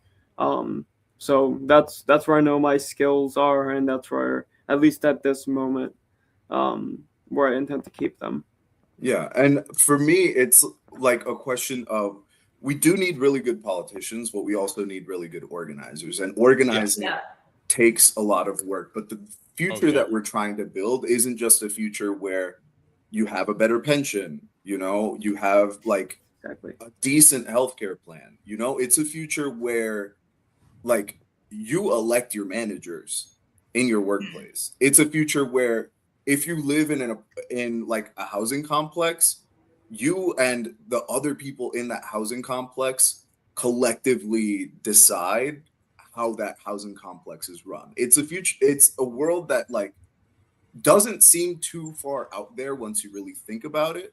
But like when you talk to people, is entirely alien to what they know on an everyday basis. And the elected officials that we want in office are elected officials that will help us use every lever that we can to give workers, community members more power in order to accomplish that. Because at the end of the day, like, it's the one thing that I keep coming back to as a socialist and as an organizer is, so long as people are dependent and like expecting that change will come from leaders and not from themselves and their like community members or coworkers standing up for each other, we are always going to be stuck in the same cycle. What we're looking for is more direct democracy, right? Where people don't have to just look at their politicians to bring about the changes that they want, where it is actually an effort engaged by us, by the community, to bring about those changes, to see the lives that we want to see and the conditions that we want to have on the ground. That it is about kind of taking away this abstraction of government, where government and the people are completely separate, as it has been for almost in the entirety of the existence of this country, and much more exacerbated in these moments. But we want to make sure that the government and the people are one and the same, as it should be, right? As it says in our Constitution, and as it says in our Declaration of Independence, right? Like, we are actually fighting for the values that this country is supposed to be standing up for, but doesn't. I like how you guys are, it's kind of like it all boils down to just like, ultimately, if we all could adopt the individual belief that we did have power to impact our communities, that it doesn't have to come from, like you guys were saying, like politicians or elected officials. It can just be a matter of like, you can change your small world just by connecting with your neighbor, or that sort of thing. Things could be wildly different, and I think to the point of like whether to run for office or not and what impact that would have, I think it is the community organizers who have that responsibility to inspire that belief in people. So that it's just as important of a job, even though we're highlighting running for office. And for me, it's like, we need more socialist elected officials, but I feel like too many people, simply because like we have such low unionization rates, and the idea of a tenants union, like a workers union, forget a tenants union. I mean, talk to a Zoomer about a pension and see how many blank faces you get. Me. Like, what kind of 401k is I don't that? have a pension. It's like we're not, like, that's where we are. And for me, it's like, it's really not a hard thing to get somebody to understand. I've done some time like as a labor organizer, and like as a community member, like, imagine what you would do for like an extra $400 a month because your employer is paying for your health care. Like, you don't have to save as much for retirement. You know, like $400 a month is the floor. That's just like your employer's the one that's paying the entirety of the healthcare premium. So now you don't have that, and you have a pretty good plan, you know, and then you get a pension, you get all like guaranteed raises, all the other stuff on top of it. If you're able to like form a union that's able to effectuate those demands, what would you do for that? And it's like, would you attend like one 1 to 2 hour meeting a week for the next 3 months? If at the end of that, that's what came out of that, absolutely. Like for me, no brainer. 100%. I've seen that happen. That's why my mom was able to buy a house, was because of the union, right? Yeah. For a tenant, like it means like making sure that your landlord actually fixes the issues that they're supposed to with the rent money that you pay to them. It's making sure that your landlord isn't jacking up the rent so high that like it's effectively an eviction notice because you can't afford it, right? That type of stuff, like that is something that like seems impossible out there. But also like when it comes to the question of like, how do you get a Trump supporter to sign on to that? Boom, that's it. I've seen somebody that like in a labor, like in an organizing conversation with another labor organizer was dropping the hard R N word, like saying everything you can about like, get the hell out of here. It's Ramadan, so I'm trying not to swear. But like you can imagine everything that he was saying.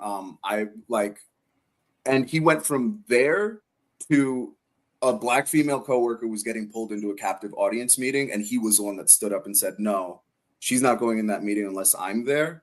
Yeah. And like, what's the point of this meeting if like she's supposed to be working, right? Like that's somebody that has really shitty politics. You know, don't agree with on everything. But at the end of the day, like it doesn't matter what your politics are to me. If you're acting like a socialist, that's all that counts. And I want to add to that real quick because what and you brought this up earlier, what it comes down to is people's understanding of class consciousness and having like an actual class analysis to guide their worldview as opposed to the worldview that we have in the US. Because I was raised, maybe contrary to my current politics, I was raised very conservative. I was raised a Republican. I was raised anti-communist, incredibly so hardline. I was on the borderline of like the alt-right pipeline. I wasn't even on the borderline. I was in it. I was watching Ben Shapiro, Jordan Peterson, all of these gamer. Granted, I will say like just to like age myself, I was like 16 years old. So that's fair. You know, that does explain a little bit of it, but it's what actually changed me and what actually got me to get out of that and to see the propaganda that I was raised under, to see how false of a worldview this really is actually speaking with people, right? And just like understanding the other perspective, coming out of what I held these views as propagandized ideology, and then it's like, oh wait, we are sending bombs. And this is a uniparty effort worldwide. Of what actually got me was speaking with people from the Middle East, speaking with the Palestinian. This was back in like 2019, speaking with the Palestinian about what Israel's doing, and that kind of opening my mind up to, everything I've been taught is wrong. Yeah, no, 100%. And you know what? One of the biggest misconceptions that we hear about socialism is like, oh, well, you just want to take free money, and one of the solutions that's always offered, and I think you know, I hate when it's offered and then it's like, well, that's it, and it's kind of what you guys have been speaking to is we just need to tax the rich, right? Like, and it's like, and it just stops there, like that's it. Well, yes, we absolutely do need to tax the rich, but then it moves beyond that. It moves to like worker protection, you know, everything that you guys talked about, like taxing the rich is like a bare minimum thing we do. Like that's like the far right position. We need to have that be the far right position, you know, but way move beyond like pensions, workers protections, and like so much other stuff, like provided healthcare. And like, I don't know if you guys were at all involved with the Pratt and Whitney strike that happened. You know, these guys just wanted healthcare and the right to work and not lose their job to automation, to a company that made what, $600 million profit in 3 months. Like, it's just ridiculous. And to your point, Julio, is 100%. When you talk to people, And even if you're talking to somebody that is that doesn't share the same politics as you do, they still have to eat. And you just got to kind of get them to recognize, like, hey, it's not the Salvadorian coming here jacking up your healthcare, right? Like, it's not it's not the Guatemalan immigrant or the H-1B visa holder coming from Bangladesh, India, that is your landlord and cranking up your rent 10 times, like, or not fixing anything. These are corporate entities that are ruining your life.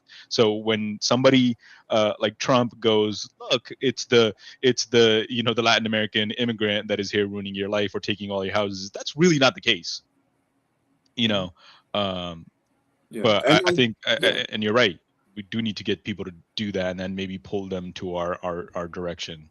Yeah, and on top of that, I think one of the things that, like, my time as a labor organizer, like, really, like, made me believe in a way that I didn't before is, like, in my conversations with workers, they had the, like, solutions to, like, the problems. Like, they were closest to the problem, and, like, these were folks that, like, had, like, a high school education, if that, and they were coming up with creative solutions to, like, resolve the issues in their workplace. And like the administration, like the administrators and the owners were the ones that were actively doing everything in their power to make sure that, like, the facilities were run worse and, like, patient experience was worse, for nickels on the dime, like, it's like for, like, very, very minor changes. And, like, these workers, if you give them the power to actually, like, come together and decide how their workplace is run, like,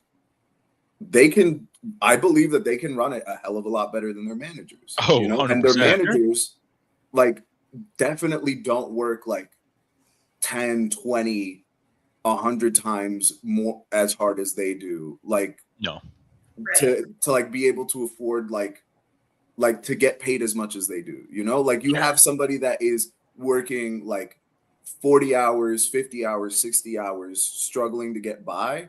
And then an administrator that's driving in, like, swapping between his two Lotus cars, which I don't know if you know how much a Lotus is, but back then it was like about 250 grand, right?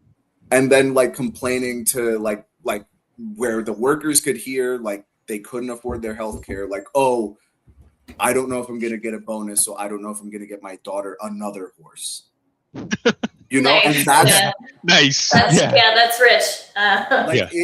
Is that guy actually working that much harder than no CEO is actually working 5,000 times harder than your average employees. And it's like, it's not just that, like, oh, we need to tax the rich. It's like the rich are the parasites. And that's like, that's ultimately, like, the rich need to remember who the hell built them. Our politicians need to remember who the hell put them in office and who they serve. And the only way that's going to happen is through mass community organizing and mass mobilization. 100%. Yeah. And to contextualize that within, like, what we're seeing right now, that is directly the reason why we are experiencing fascism right now. It's like, bringing this back to the Democratic Party, right? Their failures to even stand up for something like universal health care and ensuring that every single American can have single payer health care that is provided by the government, that is going to be less expensive than private healthcare system that we have now, where at least per capita we're going to be spending less on people in a public with a public healthcare. And then people don't have to blame immigrants. They don't have to blame trans people. They don't have to blame all of these groups that make up 1% of the population. When their services are actually being met, they can see that government's actually working for them. I mean, like, at the end of the day, right? Let's remember that the reason that Trump was able to win this time around and the first time around, because people were upset with the status quo and they wanted a solution to their problems. And the Democratic Party is unwilling, because they serve capital and they serve all these corporate interests, to put that forth, because that damages their bottom line, it damages their donors, it damages the people that they're connected with. So they give the country to fascism. It's that easy. It's the same line. Liberalism and neoliberalism will always go to fascism, because it's beholden to beholden to capital. I actually have a non-political question for you, Julio. You talked about Ramadan and fasting. Are you a convert? Yeah. Yeah. Really? Yeah. Okay. If you don't mind, I have to hear this story. How did this happen? Yeah, I mean, long story short, I started doing a lot of organizing around 2019, and I just kept running into like Muslims that held a lot of my same views. I was raised like kind of in an agnostic household, but like Dominican, so like very Catholic upbringing. This is why I'm curious. Yeah, Yes, yeah, yes. and like as a kid, like my mom would invite like Mormon missionaries in, and as like a little 8-year-old, I was just like, this doesn't make sense to me. And yeah, like as I started talking to like a lot of these Muslims that like were like socialists and like very much active in their community and like accepting of queer people and all of this, a lot of the reservations that I had about like my Catholic upbringing kind of went away because there was always like a little bit of something missing. Like I'm a socialist, and that tends towards like rationalism and materialism, but like Yeah. I'm very much like there is like a spiritual aspect that like folks need in their life, and Maybe. I can't get into it now. It presents itself in very different ways. Yeah. But like I found myself in Islam more than like I found Islam, if that makes sense. Like I just like the person that I am as a Muslim, like, and like the more practicing I am, the more I like myself than before. And it's just very much grounded in like the like commitment to like fighting against injustice and like basically like a refusal to stand like to like let oppression like go by without saying something. And that spirit within a lot of the Muslims that I met is the reason why I like like apart from like the religious experiences that I had when I started practicing, is the reason why I became Muslim. And then something that a Palestinian woman told me is that one of the like hardest struggles that you'll find as a Muslim is not like coming to grips with Islam, it's other Muslims, you know, and like your interactions with other Muslims will be the one thing that pushes you away the most. And for me, I found that to be true with any faith. You know, you have folks like my grandfather was like a part of the Dominican Revolutionary Party on my dad's side before he passed, you know, and most of my grandparents lost a lot of faith in like their like revolutionary youth, you know, but like that was when like liberation theology was very much like out and about in Latin America. And like for me, I feel like a lot of folks forget that like there are a lot of very religious folks out there, and like there isn't really a contradiction between faith and like social justice and fighting for the oppressed. It's just you have a lot of people that twisted these interpretations, like twisted the faith to get what they wanted, you know? No, I was just fascinated by it, and I had the opposite experience. I used to be very religious when I was little. My family still is, my brother still is, my dad still is, my mom, they're all very religious. And I mean, India, it's kind of like baked right into everything. But and it's funny that you said that your biggest you know, conflict will be other Muslims. And for me, it was the exact same thing. The more I got into it, the less I wanted to be into it, you know? So, and then I don't even realize kind of when it happened. I just got away from religion altogether. And, you know, and it was just, I don't know. And this is a deeper conversation we don't have to have. Do you feel a spiritual void? Is that what you're trying to say? No, I feel like no. What I'm trying to say is,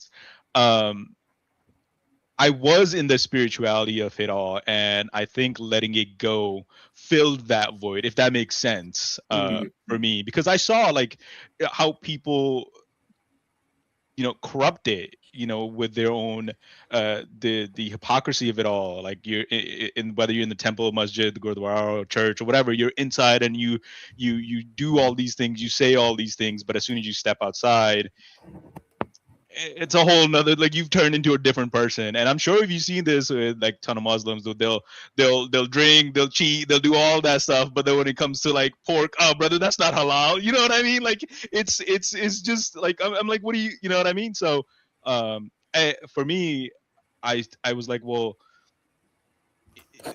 I don't know, that just turned me off. So it's kind of fascinating that you went the other route, which is why I was kind of curious about it, but that's kind of nice. No, it's kind of cool. It's kind of cool. And another thing is, my grandfather, when he was 8-year-old, I don't know how much you guys know about like partition of India and stuff like that. My family is originally from Lahore, Pakistan, when it all used to be one. My grandfather used to tell me stories. He remembers. He was 8 years old. He was the youngest in his families, and he had 4 other siblings. He remembers the genocide that happened then, with like train full of like people would come and it would just be dead bodies, because they would just kill Muslims, and then Muslims would kill Sikhs, which is my religion, sort of religion. I don't even know where I fit into it, but anyways, Hindus and stuff like that. My grandfather remembers that, so he would teach me like Urdu and Arabic and stuff like that. And I've always been like fascinated with like the poetry, like Islamic poetry and stuff like that. So I was just curious. I was just kind of curious about it all. Is there anything else you want to talk about, Annette, or you guys? Orion, I kind of ran out of questions. Yeah, Orion in the chat says you can go to church every day and still be evil. Oh yeah, definitely. Sure. Point.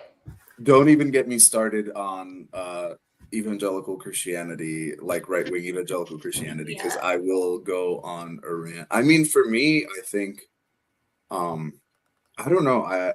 I guess like here in Connecticut, there's so much like intersection between like what we're seeing here in the US and what's going on like around the globe with like American imperialism. And I'd be more than happy to get into that discussion a little bit. If whatever you like, really. Yeah.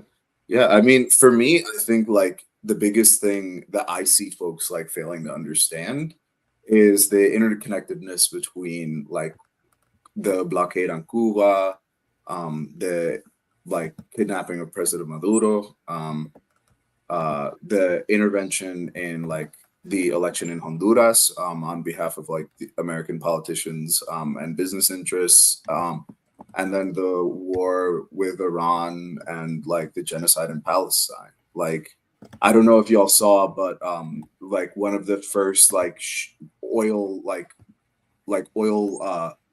cargo ships that was diverted to Israel. Yes. And yeah, and it's like one of the reasons why like that intervention happened was because if Israel wants to continue its genocide against the Palestinian people, they need a secure source of oil that won't be interrupted if like they have to go to war with Iran. And that is Venezuela. And then Venezuela is a domino that topples Cuba, which to me is just like, I'm Dominican, and it's just the story of Haiti all over again. It's a country that liberated itself, and ever since, like, the same way that like the French and the Americans could never stand Haiti liberating itself and decided that like we are going to ground like this country into powder to make sure that nobody ever gets inspired by this. That's exactly what is going on in Cuba. Like Cuba has been able to do so many amazing things. Like my grandparents grew up, like my mom and dad like grew up and when Cuba was like doing like relatively decently, it was like up until COVID. Sorry. Up until COVID, really, Cuba was like one of the like, even with the embargo, one of the like strongest economies in the Caribbean. Yep, they built their own COVID vaccine. Yeah, they built their own COVID vaccine, and like the reason why we're strangling Cuba right now is because the U.S. is terrified that if Cuba manages some sort of energy sovereignty with Chinese solar panels and renewables, then They're almost at they'll be 30% now.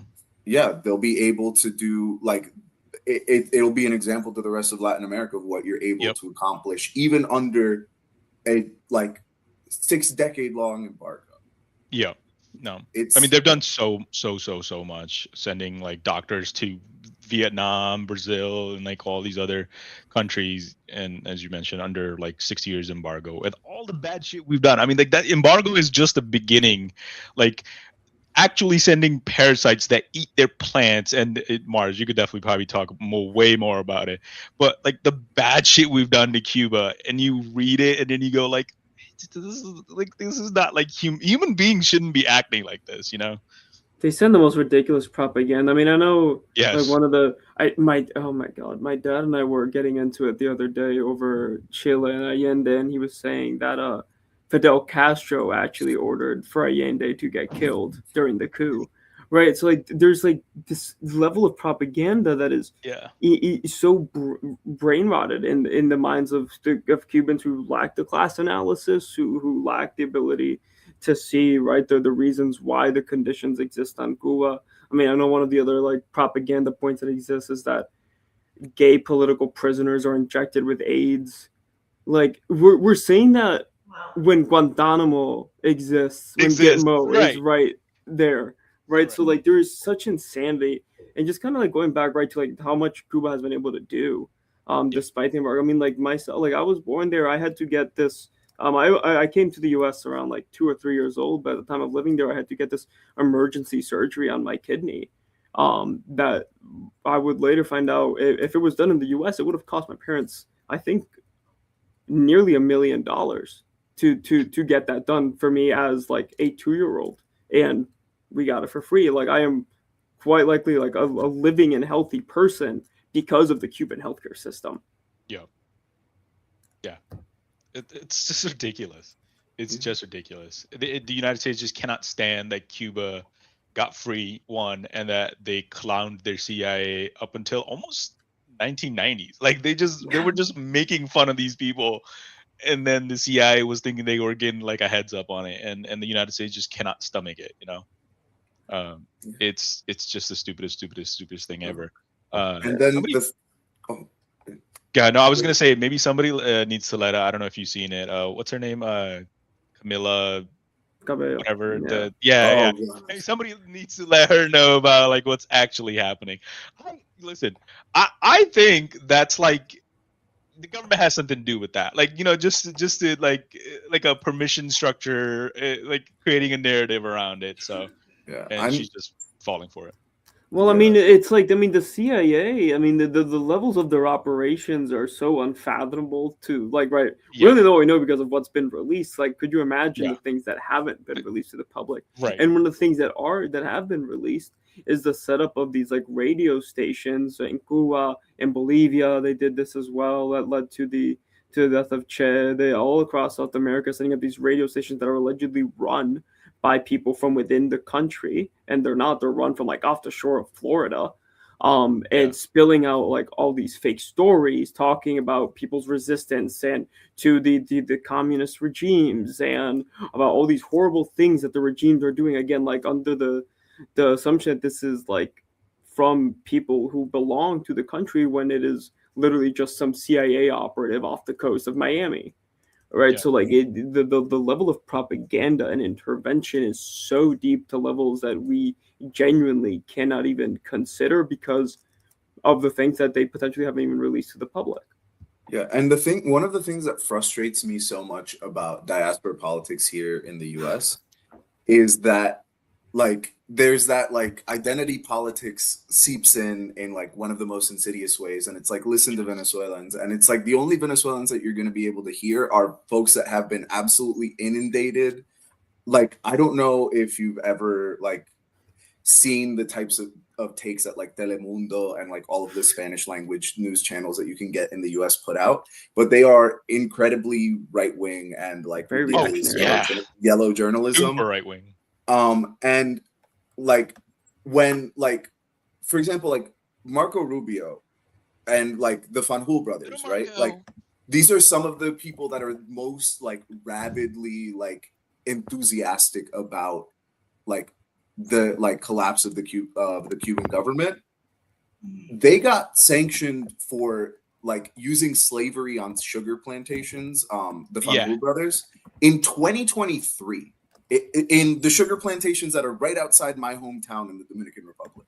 Like these are the people that are the most eager for the collapse of the Cuban government. And like speaking again about the Dominican Republic, like the Dominican Republic is very much what you will see in Cuba, where like we have the sixth largest, I believe, the fifth or sixth largest gold mine in the world. And like, I think about 70% of those profits go to companies in the US and Canada, right? We have like the tourism that like happens in the Dominican Republic. The bulk of those profits go to companies in Europe and the US, right? And then we have like an absolute epidemic of like human trafficking and like sex tourism, and like it even ties into like the whole like New York mayoral campaign, because one of the guys that Cuomo was close to owns the Casa de Campo, which is right outside my hometown, and he had ties with Epstein. And I saw with my own eyes like a 12-year-old girl getting into like a black Escalade with like white businessmen, and it was like it's open and naked, and like it's these are the type of people that want to see the Cuban government and the Cuban like social experiment collapse. And profit and extract off of it. And it's ridiculous, but it's like I really want to be able to sit down and like write about this, because it shows just how much all of this is intersectional. And like that, like here in the US and abroad, like in order to liberate ourselves, we have to stand united, like with causes for liberation all across the world.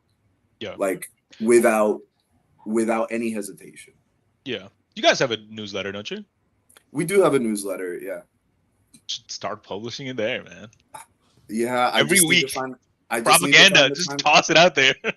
I just need people to stop scheduling meetings so I can actually have some time to write. No, but 100% right. And another example is like Israel, and I'm just waiting any minute for my TikTok to get banned right now because I just mentioned the I word. You know, they're the largest diamond exporters. What diamond mines do they have? They all get it from all. I don't know if you watched the whole I Show Speed when he went to Botswana, and then he's like trying to buy the diamond. They're like, well, we can't sell it to you. He's like, why not? You have it right here. Like, can I just have this one? And they're like, no, we're not allowed to. It's because Israel doesn't let them, you know. It's just insanity. And I really feel ashamed because right now Modi is in Israel and fucking can't stand the guy. The guy's a piece of shit. And you know, whenever we talk about it, or whenever I talk about, because our TikTok is divided like that. Annette will handle like all the domestic affairs, and I'll do the international stuff. I'll get like the fucking Hindutva like RSS fuckers in there just going crazy, and I'm just like, do you even hear yourself? Like, you know what's funny too? Sometimes with people, it's kind of like you kind of like hinted at it too. Is they'll like the Western media will never bring on people that are like Chavistas from like to talk about what's happening with Maduro in Venezuela, you know, and they'll only bring on like people in the diaspora that like fled the country because they were committing like ton of fucking crime. The ton of the Cuban, the Miami Cubans right now that escaped during the revolution, they were doing a lot of bad shit down there in the plantation. Yeah, plantations. Yeah. Right. You think if you're gonna bring them on and they're gonna like tell you all the evil shit they were doing? And I talk to a lot of the Indian people back home, and I try to tell them, I'm like, look, if you go abroad, they fucking hate you. They don't, like, you think by sitting back home, you're thinking like, oh, but India and Pakistan, they always get into it, right? Like, oh, well, we're not Pakistani, we're Indian. No, you're the same fucking people. They're all brown people to you. Like when you come out to these European countries, these American countries, they don't sit there like, well, where are you from? They're seeing a brown person and they're going like, get out of my country. Like you fighting against your own people is just making the other people stronger and continuing this oppression that we see across the board all the time. And like I they think want it to was hear from literally up until like 2017, 18 that I stopped being called Mexican because Americans started realizing that there was more than just one Latin American country. Right. me too. Like No, the last time okay, they okay. called Mexican to go to like go jump back, I'm like, bitch, I swam. There's a difference. Listen, I will take shit for it, and it's warranted. Whenever I'll purposely try to piss my wife off. I'm like, you're Mexican. They're all the same thing. Like, I'm guilty of that. I will take that. She gets so mad. Shame.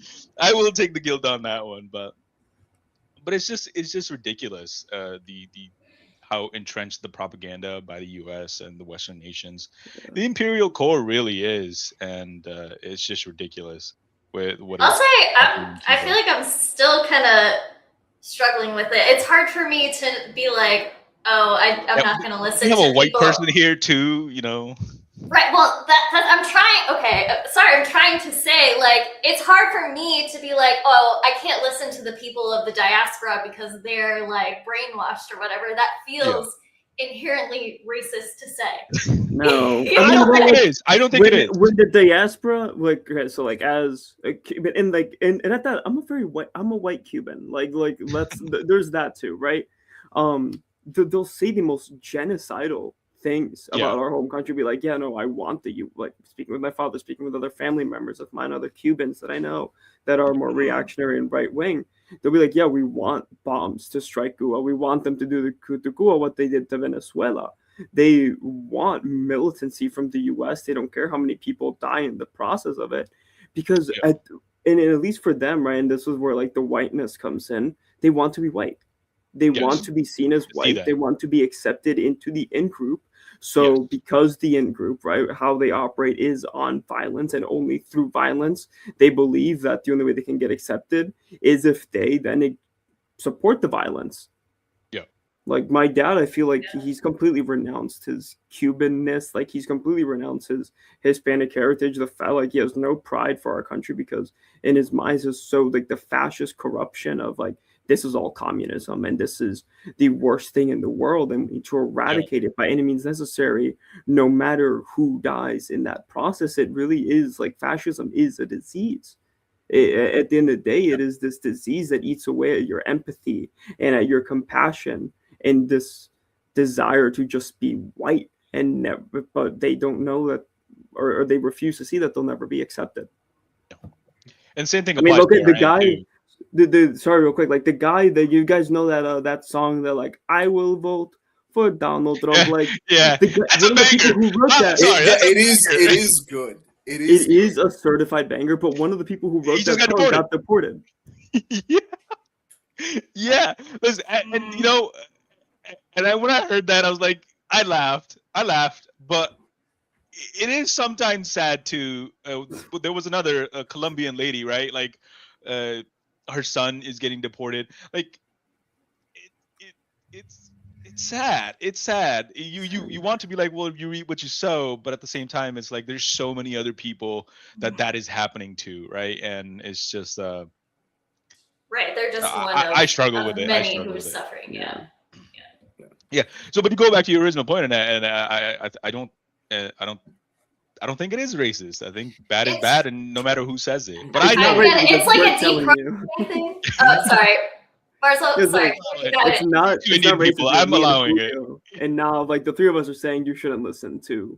Yeah. No, it's like a deprogramming thing that I'm working on. That I've been working on since we started talking about Venezuela, because like it made sense to me. Like, you know, I stay domestic most of the time, so you're telling me a little bit more about like Venezuela, and I'm just like, that's wild because like I'm hearing that he was so terrible, you know, and then I'm just like, what is happening? And then it's just like this deluge of like, oh, and then ultimately, which is always the case, the U.S. is horrible. Okay.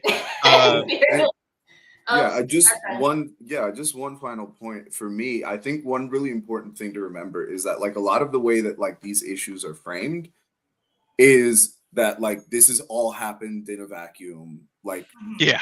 when like the bulk of these policies and like what like problems, because there are issues that like I'm not going to pretend that like these countries are perfect.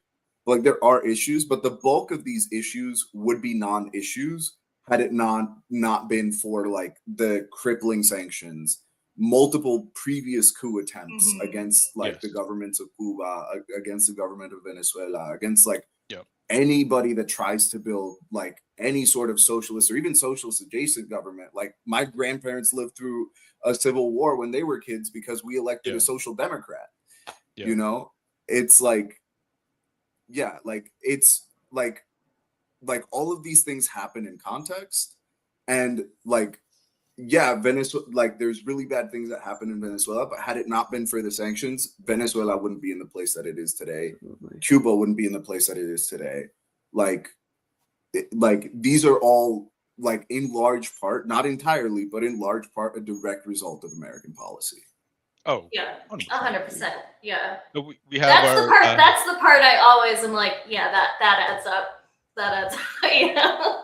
I was talking to one of my best friend's wife today. She's Mexican, and I think she just got her citizenship like a couple years ago. And with all the cartel stuff happening, and we were just talking back and forth. And I go, listen, anytime I read the news and it's like some bad shit happening somewhere, and my first thought is immediately like, how is the U.S. involved in this? And it's like 99.99999% of the times, the U.S. is involved in it some way, somehow.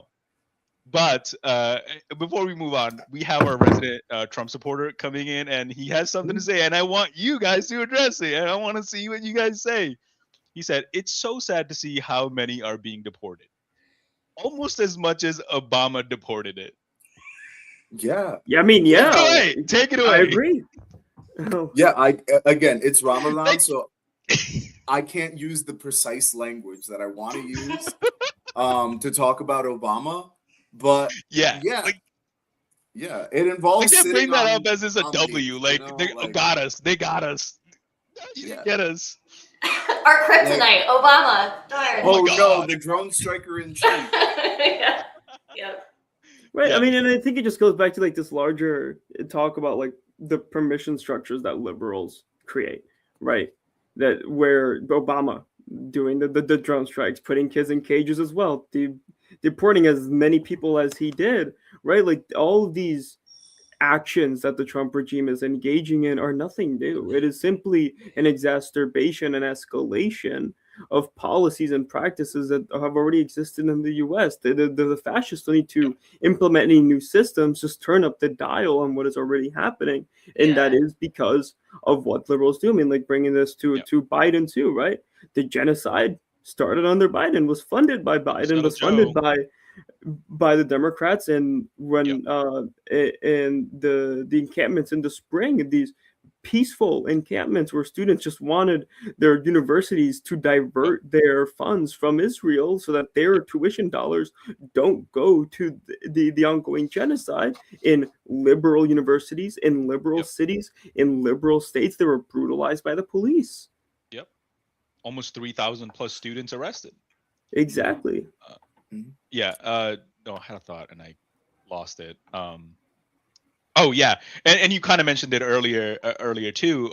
Violence that we experience, whether it's here or abroad, it's a uniparty decision, right? Like Bush created ICE.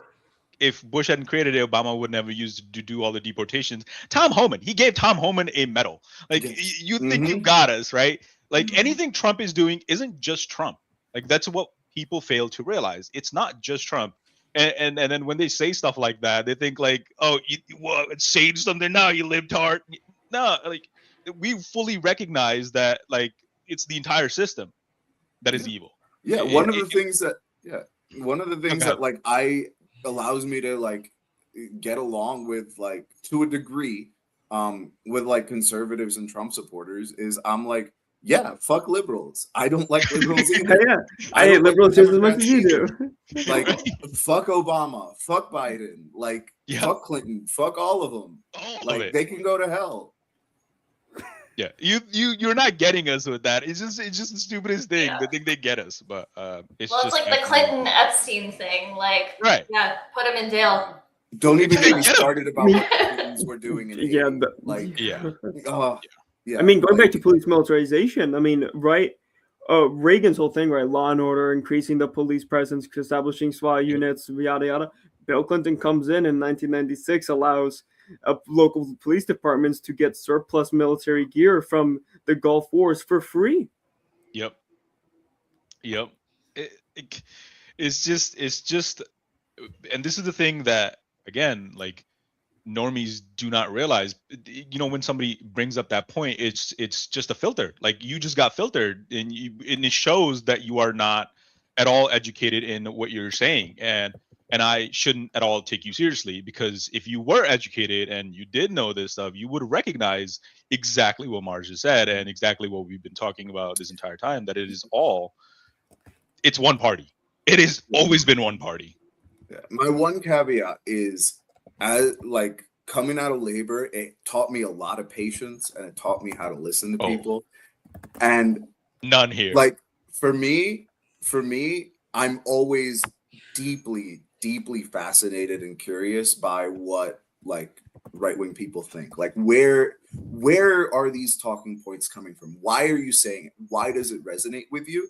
Because at the end of the day, the thing that like again like liberalism ingrains in us is that like this like technocratic, like you need to respect like researchers, you need to respect educated people, and anybody who speaks from a place of ignorance has nothing of value to say. But at the end of the day, there's a very real anxiety there. And if you don't speak to that anxiety, what you do is you create a situation that we're in right now, where this country is hurtling toward off the cliff into like a fascist regime that is unrecoverable from, because like they're talking about potentially not having elections in 2028 and flirting with that idea. Yeah, And I mean, even this year, the Democrats refuse to acknowledge that like there is even any valid grievance to be had with like the Biden administration, with Obama. And that's something that we need to tackle. But also I do lose my patience, and like sometimes stupid is just stupid. Oh, I yell at people in here every week. Every week I will call them stupid, like get out of my fucking face. Like every ridiculously. It's just I don't know. I feel like the older I get, the less patient I have. So I don't know. Maybe that's like that's just something that happens. Yeah. There was another thing that I had in mind too, and when we were talking about Cubans that want to do the militarism, the United States to just completely invade, and it's exactly happening in Iran, right? Like you had our Senator Ladybug go talk to Raza Pahlavi, like to try to get him to like, yeah, we need to bring the Shah back in Iran, like, and then you have people from the diaspora to go back to that and talking about like, yeah, like we need to free the people. How do you want to free them? With a drone strike? Like how does that exactly fucking work? Like you want to free them from life? Like, because that's what will happen, right? Like that's the only way the United States knows how to act. Right. Ultimately, it's U.S. just stupid. intervention is just going to make things worse. And you know what I hate too sometimes is when people will start talking, and then I have to fucking defend the Ayatollah. Like, you are making me defend the Ayatollah. Like, what are you doing? Like, what are you doing here? And kind of just what Annette said too is like when there's intervention from the CIA or the Mossad, the Ayatollah enjoys a fair bit of support in Iran. Like it fluctuates from somewhere from like 30% to like 15%. But whenever there's intervention, that thing shoots up pretty freaking high. Good luck trying to overthrow that. It's not just the Ayatollah. There's the whole reformist party that is, that you continuously kill. and then did the IRGC. Like you cannot take out that entire structure. It doesn't work that way. But people just do not understand it. It's just ridiculous. And I mean, and it goes back to right, like this idea of like right, like there's obviously critiques that come in from like in Cuba, Venezuela, Iran, right? Like valid critiques from people in the sense as we have our critiques of the American government here. Yeah. But the what matters is who is actually carrying forth that, whether it's like a genuine sort of like sentiment from the people, or if it's some kind of color revolution or intervention from the U.S. That is the mainline problem. There can be criticism, like there can exist nuance. The problem is whether that nuance is going to come from the people who actually live there, from what they want versus what the U.S. State Department wants and what Israel wants. Yeah. At the end of the day, really. I feel like we talked a lot about foreign politics. We haven't really touched like domestic stuff at all. It's all connected. It's all connected. It's all one thing. Yeah. It's all one thing. I think we have.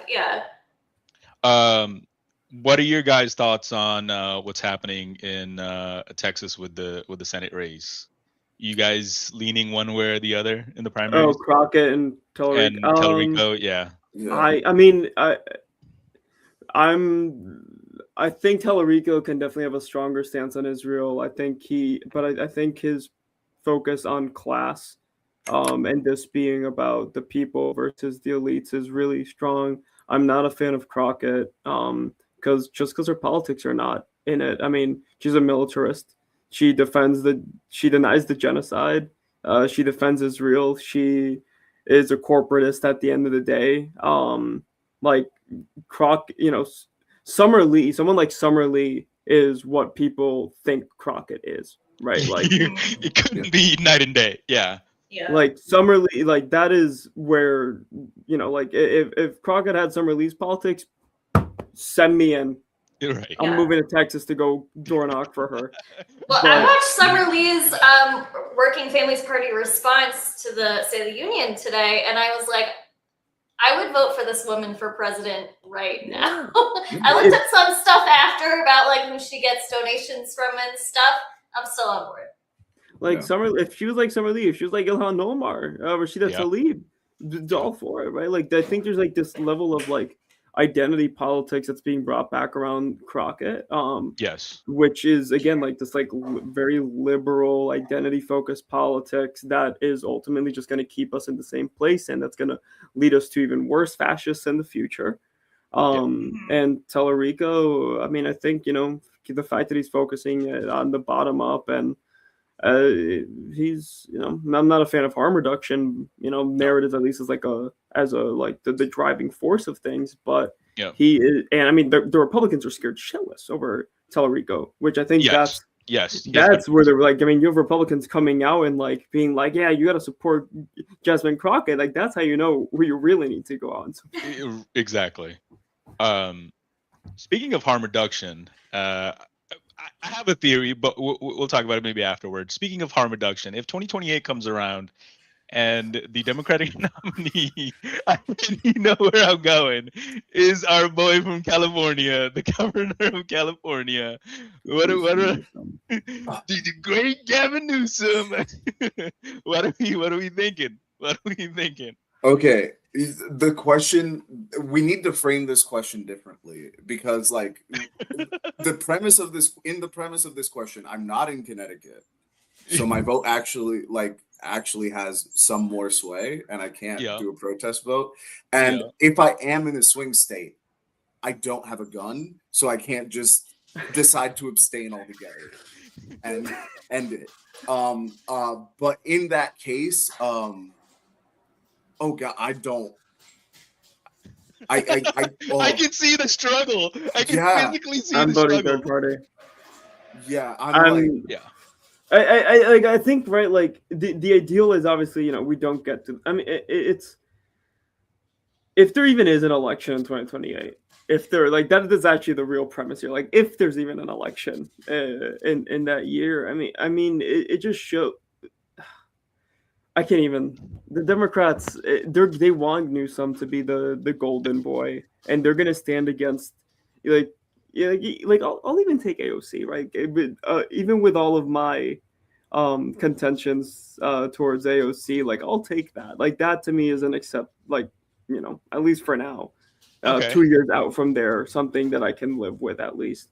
But the problem is, right, you bring in Newsom, someone who consistently capitulates on like queer rights, someone who has personally gone out and done a photo op during a homeless camp sweep, Yeah. someone who just shut down a bill to tax the wealthiest in California even more, right? Like he's consistently again and again displaying the policies and the rhetoric and the behaviors that led us right to this moment, right? And I think like the way that I'm seeing is right.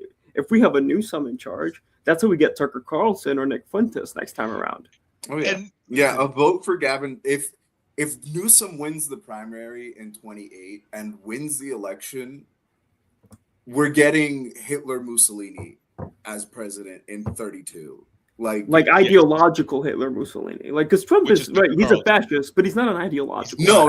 I'm speaking like Peter Stephen Thiel Miller? will find a way to like find the DNA of Hitler and Mussolini and put it in a stem cell, and then like they're getting them ready.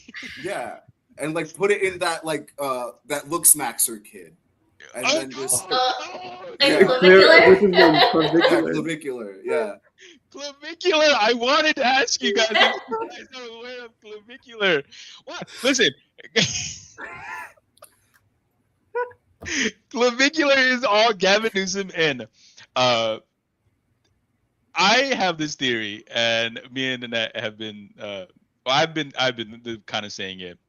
I think what will happen if it comes between JD Vance and Marco Rubio being the two front runners of the Republican Party. JD Vance is fat and has no charisma whatsoever and likes couches, and then you have Rubio. I think they will split the vote, and you'll have somebody like Tucker Carlson, who's been gaining so much traction. I don't know if you guys saw his Mike Huckabee interview. Oh yeah. Mind-boggling. That was, you just look at it with like wide eyes, like what the hell is happening here? Unsurprising, but of course you just the horror of his thinking. But I think he will become president. If it's Gavin versus Tucker, I think Tucker takes it 1,000,000%. Oh, we're 1,000,000%. And Tucker is smart. And Tucker is way more ideologically aligned with the fascists, as you said, than Trump is. So, and it's just taking what Trump has done, dismantling everything. I think his messages will be like, well, we're gonna, America's broken because Trump is completely breaking it, and his message is going to be, well, I'm going to take this and I'm going to divest from completely from Israel because he is an anti-Semite, like 100% he is, and I'm going to be the one to fix it. I'm going to be the one to fix it. So, and it's going to be 100 times worse than what it is now, and Gavin will give it to them 100%. Absolutely. That's my theory. And Gavin too. I mean, like, if you look at any, I don't know how he's going to operate because, like, right when you look at he's doing all these interviews. When he did the interviews with Charlie Kirk and Ben Shapiro, and most recently with this, like, was it Dana Bash on CNN? I forget who he just. But he's capitulating on everything. Like, anytime he's asked about a hard position, he'll take the centrist position. So if that's what he's doing in these like public platforms as he's building up to his presidential run, what's he going to do on the debate stage? Right? Again, it's going to be another like Bill Clinton situation where he's going to capitulate to like law and order and say that he's going to be all for these centrist policies. I mean, it's the same thing that Kamala did. And I mean, we had the DNC autopsy where it shows that she lost the election because of her stance on Gaza. Yes. And it's going to be that again. It's 100% going to be the same thing. Yeah, Newsom's going to run on. We're gonna have rec time in the like DHS concentration camps. The girls are going to brunch. That's going to be a campaign. Like it's like we're still going to have the DHS concentration camps, but we're gonna make sure that detainees have rec time. Yeah. So that like we're gonna put a clean face on it. It's just And again, like the biggest reason why like immigration even became the issue that it is right now is because the Democrats entirely caved to the Republican framing. As soon as that happened, like public opinion like completely shifted because it gave more legitimacy to like the absolute like insane bullshit that Republicans have been putting out. And it's very simple for at least me to see why Trump won, right? If one guy, if you're saying, and this is where Kamala shifted to, is we're gonna get the immigrants out, right? But then one guy says, well, we're gonna get all the immigrants out, and then the other person is saying like, well, we're only gonna get some of the immigrants out. You as a person thinking like, if we're saying that there's criminals here, if we're getting people out, why would I not get all the people out? Right? Like it only makes sense to me. Like, why would I go halfway on something? Like I'm just gonna get them all out. And I think it's important to And identify the too fact where that they don't realize it. Go for it. Sorry, I didn't mean to cut you off. No, I was done. Go ahead. So like where it comes from, like contemporarily, historically, is the liberals being more willing to cede ground to the fascists than they are to cede any kind of ground to anybody who's on like the actual left. Yeah. Where they want to capitulate because they know that giving into any of these other demands is actually giving power to the left in this country, the real left in this country. So they can't do that because that's going to damage their bottom line and their capital interests. Yeah. Thank you. I see that I have cool hair. I see the comment. Oh, okay, cool. I'm glad. I was gonna say I'm getting yelled at to tell you have cool hair. I'm glad you're saying that. Well, I'm glad you're reading the chat. That way I don't have to continuously reply or relay the messages. Awesome. All right. Cool. That's Cairo. I've noticed. Yeah, he's in New York. He's doing his PhD in psychology right now. He's a really smart guy. We had him on to talk about red pilling, and all the stuff. It was a fascinating conversation. I think earlier, Julio, he said you were good looking. I don't know if you saw that. Oh, thank you. Thank you. That's our light skin king. So we love him. Now I lost track. I've lost track of what we were even talking about. Democrats harm reduction with Gavin. Yeah. Centrists. Yeah. Right. They're 100%. And do you not agree? I saw you nodding when I was giving my theory away with Tucker Carlson, Julio. Do you not agree with what I said? For me, it was Tucker Carlson is an anti-Semite, but I think ultimately at the end of the day, I think I full 100% in agreement he's an anti-Semite. Okay. I was gonna say, what am I missing here? I think Tucker Carlson would probably run on like anti-Semitic, like not anti-Zionism, but like pulling back support from Israel. But like effectively once in office would like just keep the gravy train flowing. Oh, you think so? Oh yeah, definitely. Okay. Yeah. I think that like ultimately at the end of the day, like American interests in the Middle East are like, and also Tucker Carlson is a white nationalist and wants America to be an ethno state, and I think like supporting and like a project to build an ethno state in the Middle East like would be entirely like it's hand in hand. Hand in hand. It's like, oh, Israel's doing a genocide against the Palestinian people, and look how it's working for them. Let's do a genocide against brown people here in the US. Because that's ultimately like you look at somebody like Stephen Miller and like he's like, yeah, we like back like I think maybe like 3 months before the election, it was like a small article that did an interview with him and he was saying like we want to deport like 63 million people from the US. You know, that's like basically everybody that's like foreign born. That is the Latino population in the US, is around 63 million. Yeah, and like they want to like if they could get away with it, like the ideological fascists that are already in the White House want to do ethnic cleansing. Yeah. And they're open and bragging about it. Like somebody like Tucker Carlson would work hand in hand with Israel and be like, hey, how can we get Palantir to like target like brown people more effectively? Yeah. what terrifies me is like we never hear like any like the White House staff talk about Stephen Miller. They're all like genuinely terrified of him. And like it feels like, oh, if only you knew his real thoughts, the things he says behind closed door. It's like, oh, this guy's like a Nazi. Yeah. It was Well, right. It's literally, like out loud, we've heard that he, like you just said, wants to get rid of torture. 100 million people. Like, Yeah, he was paraphrasing Goebbels during Charlie Kirk's memorial. right. Like, Yeah. Well, they had that podium We that are says the like culture. one of us, all of yours. I mean, that was Christine Yeah. Owen, but still, I mean, same thing. Yeah.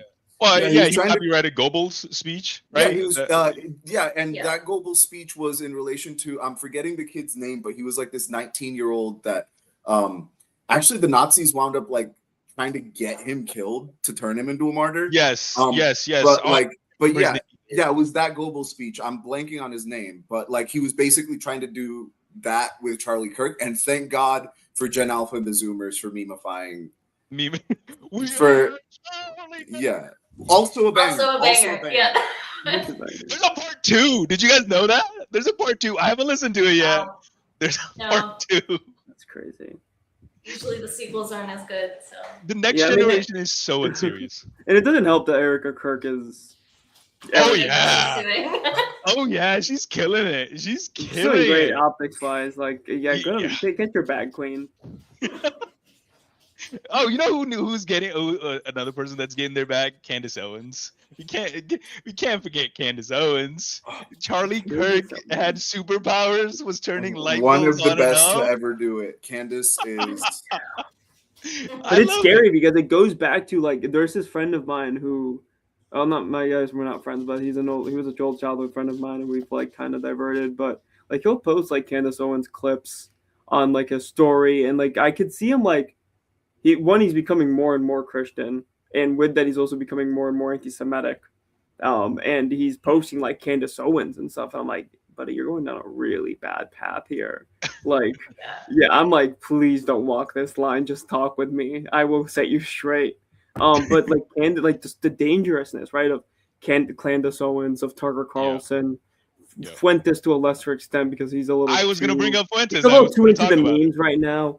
Like Yeah. Fuentes was more effective when he was less popular, because people can see through it a bit better now. But like Owens and Tucker, especially, people really struggle seeing past it unless they like actually know their real politics. Yeah. What I find really dangerous about Fuentes is that he is funny. Yeah. Like it's very Trumpy. Like you can listen to him and he's like, you think he's joking, like you can pass it off as like, oh, that's just a joke, dude. Like, what are you talking about? You know what I mean? And that's dangerous. That's very dangerous because things like that, like one of my best Interesting. friends. I've never heard him say something that I thought was funny, but. Well, yeah, you wouldn't think so, because Wait, nah. Quick question: as a teenager, did you lurk on 4chan at all? No, I wasn't. I did. Oh, Okay. I just asked because like I did. I was in like this close to becoming an incel when I was in high school. Okay. Like the racism and the misogyny was like, no, I just want to feel bad about myself. Why are we getting racist about it? No. That's what turned me off. That's what turned me off and pushed me back Got away out. from that. But like there is like if you appreciate that humor, like for me at least, as somebody that like remembers that time in my life, like Nick Fuentes is objectively like a funny dude for that demographic. So see, you do agree that it is Yeah. dangerous that he is funny. Yeah. Oh yeah. 100%. Well, fascists No, need to be charismatic, right? Like Yeah. there's That's true. like nobody can actually take fascist policies seriously unless there is like someone charismatic behind it. I mean, because like look at, for example, like Ron DeSantis, fascist, Yeah. but he has no charisma whatsoever. Same with JD Vance. Same with this Yep. other guy that's in Florida, Fishback, I think. his Oh name is. yes. Oh, the yeah. one running for Right, governor. like Yes. Fishback. Yep. he's a clown. Yes. Right, and like the only effective fascists are the ones who can actually like strike up and be like, yeah, I can sit down and have a beer with this person, maybe. Yeah. If I don't recognize their politics, Trump, Yeah. Carlson, Candace Owens, Yeah. maybe Fuentes for these like younger like Gen Zs and Gen Alphas. It's the only way to like actually be able to effectively get across fascist policies. Yeah. when the Super Bowl was happening, me and I had this conversation about we played one. I forgot the guy's name, where he's like making Charlie The Kirk rapper? song. Yeah, the rapper. And it's like, and then we had this Big Mike, conversation. something Mike. Was it Mike? I Something can't Mike. remember. It's like what the song is like essentially about, like Charlie Kirk.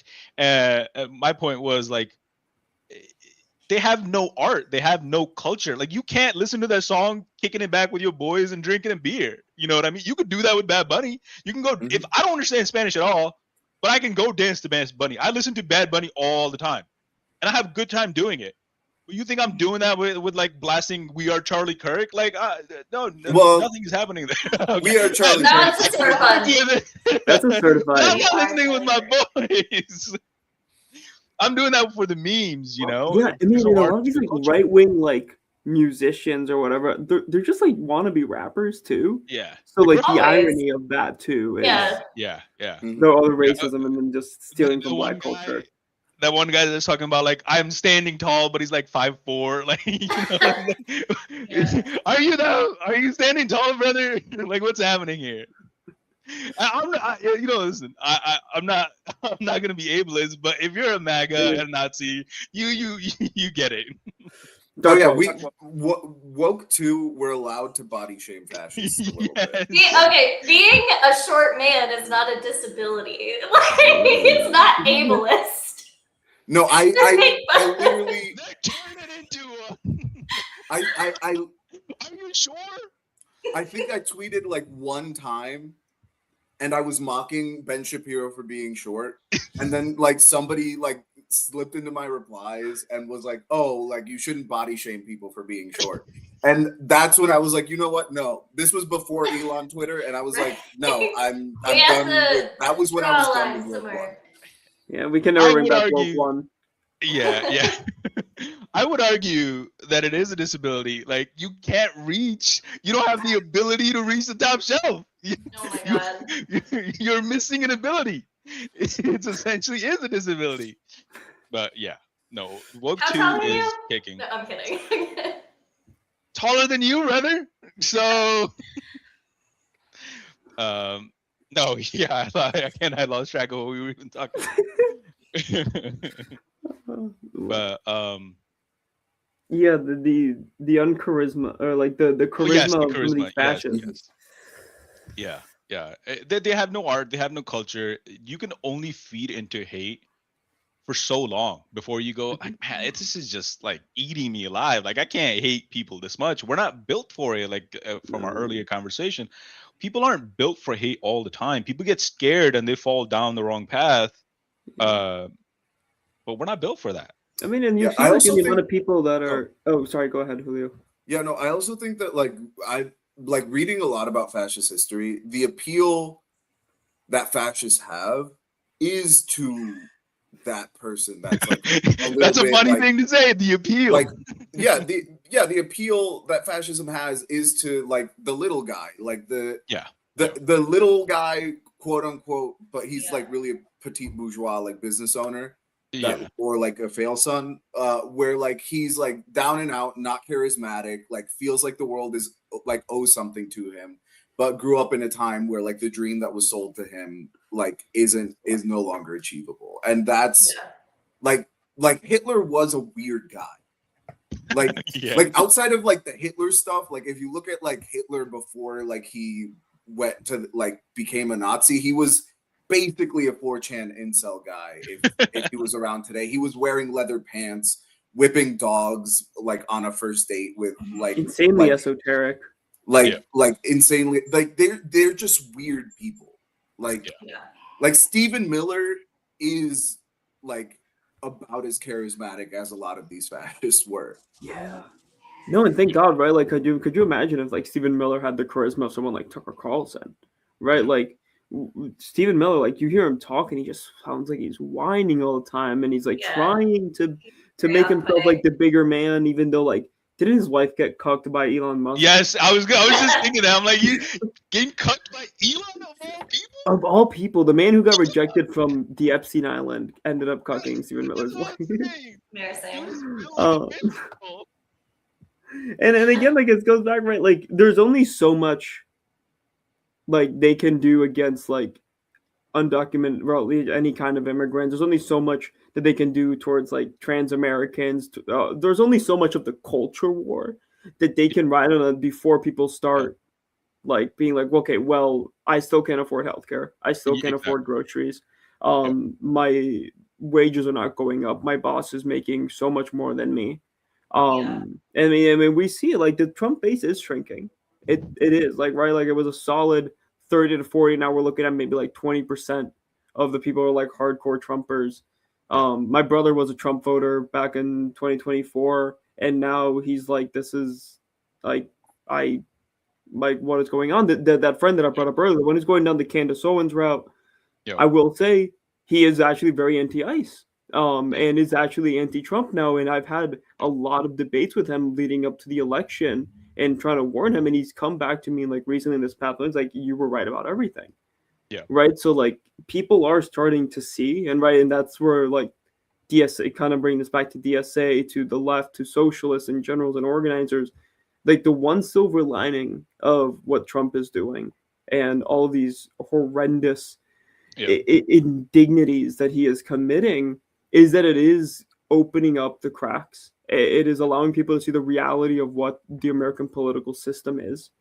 And it gives us I'm not an accelerationist by any means. I mean, I believe in acceleration in the sense of like, I believe in the effects that it has. I don't believe in it as like a form of practice. Of course not. But it is giving us an opportunity to really radicalize people. And it's exposing the Democratic Party for who they really are. And even within the Democrats too. I remember even back in February of last year, I went to a town hall with John Larson, where he was spewing all his, very stereotypical blue dog Democrat talking points about procedures, the courts, yada yada. And then I went and I yelled at him a little bit. And to cut long story short, like at the end, this like little old white lady, like suburbanite white lady, like she's probably like 5'4", probably in her like early 70s. She comes up to me, gives me her phone number and her email, her address, her name, like everything besides like her social number, basically. And it's like, when you start the revolution, let me know. And I'm like, this is a liberal Democrat wanting Republicans to hang off of street lamps. So, well, because nobody really is like a liberal Democrat. You're just convinced that you are because of the culture war issues. But nobody is actually like, I want more money to go to corporations. Like, like that's a stupid feeling to have. I mean, there's obviously the people who will defend billionaires, but that's a different thing, That's an insecurity issue. Yeah, no, I 100% agree. And which is again, like, I get so frustrated and so confused sometimes. Is like, normal people want actual left policies, and that these Democrats look at it and go like, no, I don't think we could do that. How about we introduce you to, concentration camps, but just with with recess? You know what I mean? Like, it's stupid. It is just the stupidest thing. Bomb straps by women. I mean, we've talked about this a million times. Oh yeah. Like, Democrats drop bombs, but they're just pink. You know what I mean? Like, so, and then the pilot is a woman. No, we just need brown pilots to drop bombs. Right. American imperialism will be fine. They would love ICE. 53% is Latinos. Like, like, no, that's Latinos basically trying to do what the Irish and the Italians and the Polish did, which is like, hey, if we like are violent against brown people enough, maybe they'll consider us white, which worked for them 50-50 on whether or not Marco Rubio actually becomes president, and maybe that becomes a possibility. Okay. Interesting.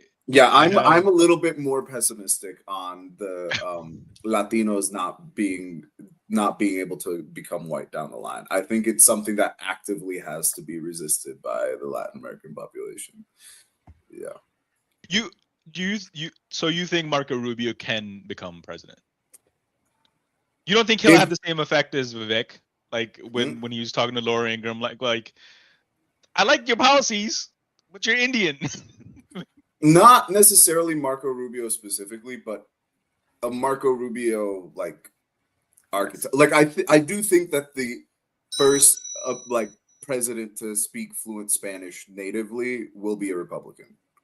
Yeah. Like that's like if we don't get socialism like sometime in the next like few decades, like the first American president to speak Spanish will be a Republican.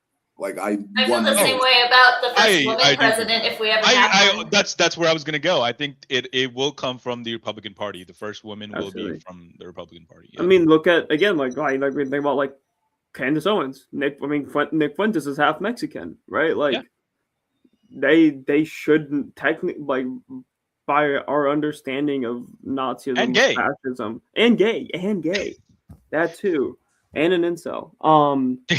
So, which may or may not be related. Keep adding on. Well, it depends. And likes trans girls. I think he's also said that he's into trans women, which that's a whole nother rabbit hole. Fascinating creature, I swear to God. And how he controls the Democrat. I think I was watching Hassan one time, and he goes like, even like America is so diverse, even our Nazis are diverse, and I'm just like, so true. Yeah, it's so true. Okay, for a fun question, what do we think about Hassan Piker? I generally like Hassan Piker, but I have some Hassan Piker merch. I got the John Brown. Really? Okay. Hoodie. Yeah. My feeling a lot of time is that like maybe I shouldn't say it that way. Maybe it's just my assumption, I guess, is that people that are actually in the DSA will sometimes like not like influential figures like that because I don't know, maybe they don't seem as genuine. I think he's genuine. I think he's genuine. I think like DSA members. Oh yeah. Not you guys, but like I think DSA members don't think he would be genuine. I think a lot of people try to put him, and it got him to sound like a Hassan like cockrider here, but like I think a lot of people like try to put him somewhere where he's not. Like he's pretty open and clear about like where he sees his position in the movement as just like, I'm a Twitch streamer. I'm a political commentator. That's all I do.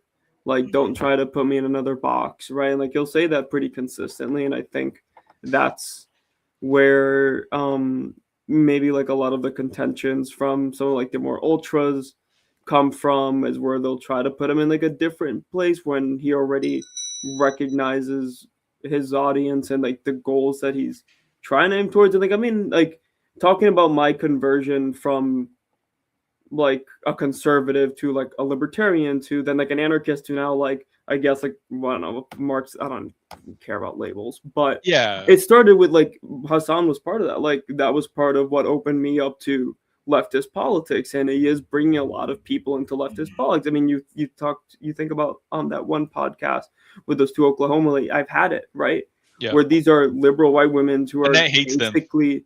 No, I don't. I don't hate them.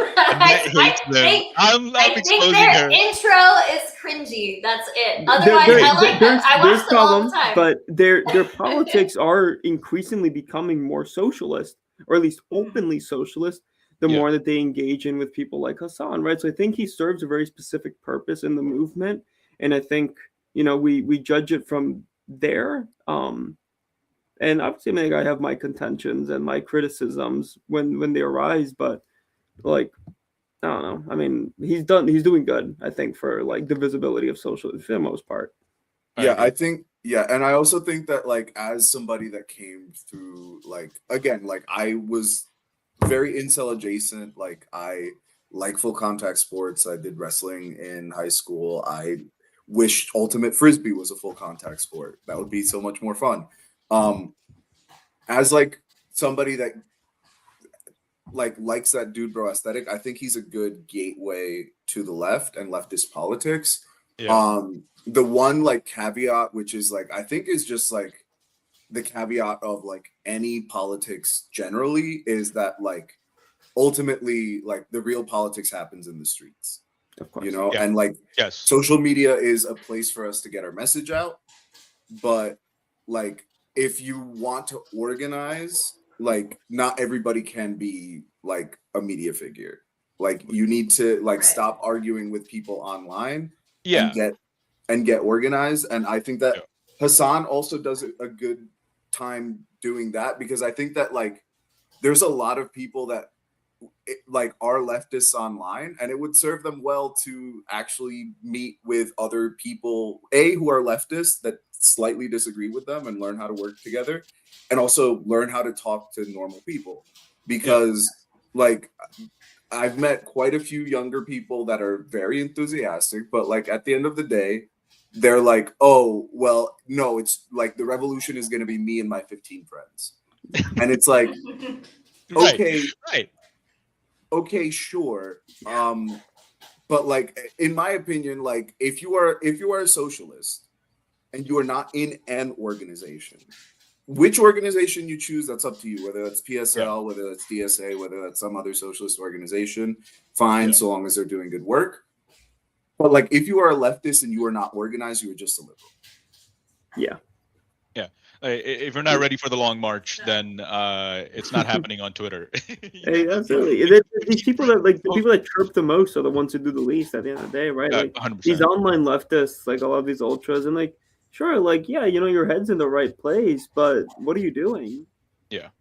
If you recognize that this is a fascist takeover of the government, and if you're still sitting, and again, to be fair with you, I consider I did, and maybe I still do consider myself one of those people that are like what am I doing? I'm you know, like I'm just sitting here talking with Annette about like you know, like I could be doing more, and I try, but then life, it's an excuse, but life gets in the way sometimes, you know. But I do recognize that I do need to be out there actually contributing to my local politics, to my community, like talking with my neighbors and seeing where they're at. Because if I'm just sitting here talking with somebody like you know from across the country, and we're just talking here online, and we both go to sleep and like nothing happened, it's still like the people in power, they're still in power, they are outside, they are controlling everything that is happening with our lives, you know. So we're not doing anything. So I 100% agree with that.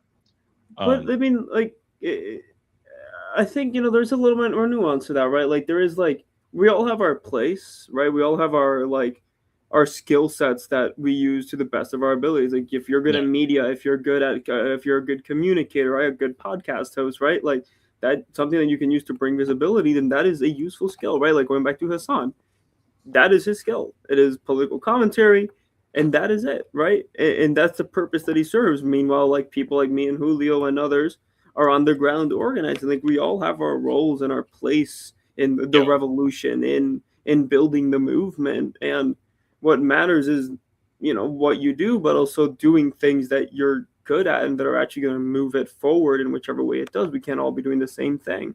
Yeah, it's not like about like one way or another.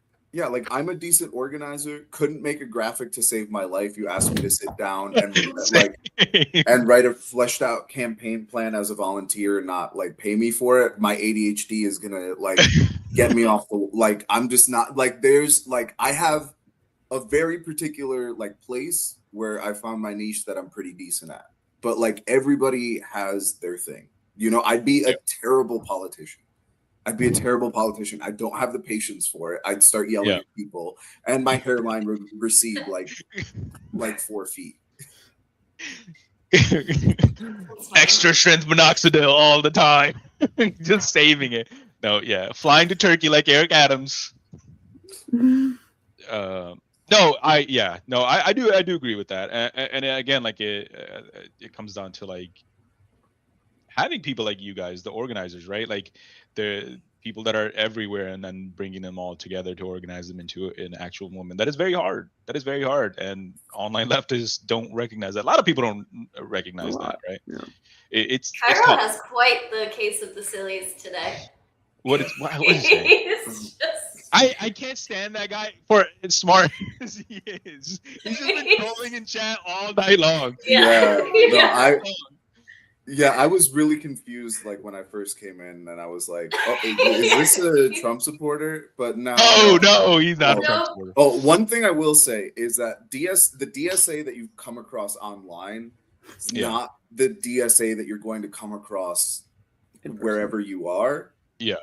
DSA is a very branch by branch organization, and like it's very much dependent on where you are. And there's a lot of DSA is, I think, one thing that people who aren't within the organization don't understand is DSA is a big tent organization, and any tendency that you can imagine among the left has a presence within DSA, and different chapters have like different presences like differently, and like there's arguments within DSA about like electoralism, about community organizing, about like internationalism, and like yeah. So like what I say about DSA is my experience from Connecticut and Yeah. the horror stories that I've heard from folks in chapters that are like have more like contentious political divisions. Yeah. Okay, I have a question, and the first time I joined the internationals chat, I was so confused. I was so confused as to how this is all set up, how DSA is actually set up. So, for example, you have there's a national level, right? Mhm. Part, and then there's like a state level organization that watches different branches, and then different branches have like Yeah. different sub branches. So Connecticut is one of the few chapters where we have an actual statewide chapter and then Okay. branches. A lot of like DSA chapters that are as large as we are like chapters that are like specific to cities, right? So generally there's the national organization. We have convention every 2 years. They elect a national political committee, and they make like decisions between conventions, but the convention is like the highest decision making body. Then like the delegates that go to that convention are elected at the branch level. Our branch here in Connecticut covers the entire state, or our chapter here in Connecticut covers the entire state, and then we have branches that are like based out of different areas. Branches are where you're going to find like the projects that are local to you, and then you have working groups, which are folks that are coming together to take on specific things. So like with our international working group, for example, did a lot to push forward the Avella boycott in coalition with other organizations. We have the bench builds out in like Bridgeport, New Haven, and like some other areas back when the weather was warmer. That was put together by our eco-socialist working group. We have like our bodily autonomy working group. There are a lot of working groups that cover various topics. Labor working group, housing justice working group. Mutual aid. Yeah, mutual aid. And that's where like you get very specific projects that like say you're really interested in it, you have like you want to put a lot of time into it, but your branch isn't working on it. You potentially could go to a working group where like you could find people that are working on that particular project and trying to get it off the ground here in the state. Yeah. And that's how it kind of works. We're trying to figure out how to like make it so that folks are onboarded into that as quickly as possible, so that like, because folks, especially when you're new, come in with a lot of energy and are like, I want to do something, and it can be a little difficult and overwhelming when you have so much stuff going on and don't know where you should put your time. So we're working, at least here in our chapter, on making it easier for folks to be like, okay, this is like the active project right now. This is where I can start putting my time, and then I can keep meeting people to figure out like if maybe I want to transition to like a different project. Yeah. No, that was it was my first time joining, so I figured out it'll catch on eventually. Like that's kind of the person I am. Like I'll just sit there, like bang my head against it until it like sticks. So that was a nice explanation. That now it makes a little bit more sense. Yeah, and then it is a lot. I see a question in the chat. There is a Hartford branch, yes. Yes. It is a lot. Like it took me about like a solid like 3 or 4 months of I'm a sicko. Like I am a politics pervert. Like there is something wrong with my brain that I touch of the tisms. yeah, I do have a touch of autism. Like actually, but like I cannot ask anybody to think that it's normal or expected that like you're spending like 10 to 15 hours a week outside of work doing politics, like doing this other stuff. That's not normal. Like if you can contribute like an hour a week, an hour every 2 weeks, an hour a month, whatever you can, whatever is sustainable for you without you feeling burnt out or losing your mind, that is the most that we should like. That's the most that I could ever ask of anybody. Honestly, I like that. I'm not gonna lie to you. I really I would be down to do politics outside in real life. I mean, we sit here. My schedule is crazy busy right now. I'm a small business owner and I'm opening a restaurant, so it's literally taking all my time while working. So, and I just graduated too, so yeah, I was doing so much stuff. But once I'm a little bit less busy, I want to do that. I want to do exactly that. I want to be out in public, talking to people, and just doing the necessary things. I don't know. Like that's just the way I feel about it. Maybe I got the same petit tism. bourgeois on our side, the small business tyrants. Hey, Yes, listen. Engels was like his dad was a factory owner. Okay, like we need them on our side. Hey. No, when I open my restaurant, I have a plan that I want to implement that like everybody that works for me will have a percentage of the profit of the share. They will actually be able to participate in this. So they're working for themselves a little bit, you know. I got to do something. Gotta make a living. Yeah. That wasn't a genuine critique. I want to make that clear. Yeah. No, I know. But yeah, no, but that is something that I do want to do is for like for anybody that wants to work for me. There's going to be, you know, and then that gradually increases as they work for longer. So they don't feel like they're just working for a pay. They feel like they're working for a share of the profit, you know, which I think is only fair. Yeah. Do the best you can with what you got, you know? Yeah. Oh yeah. I'm struggling too, man. I'm struggling too. Mm-hmm. Oh yeah. Yeah. Well, yeah. Yeah, we gotta survive, right? We gotta do what we can. Yeah, absolutely.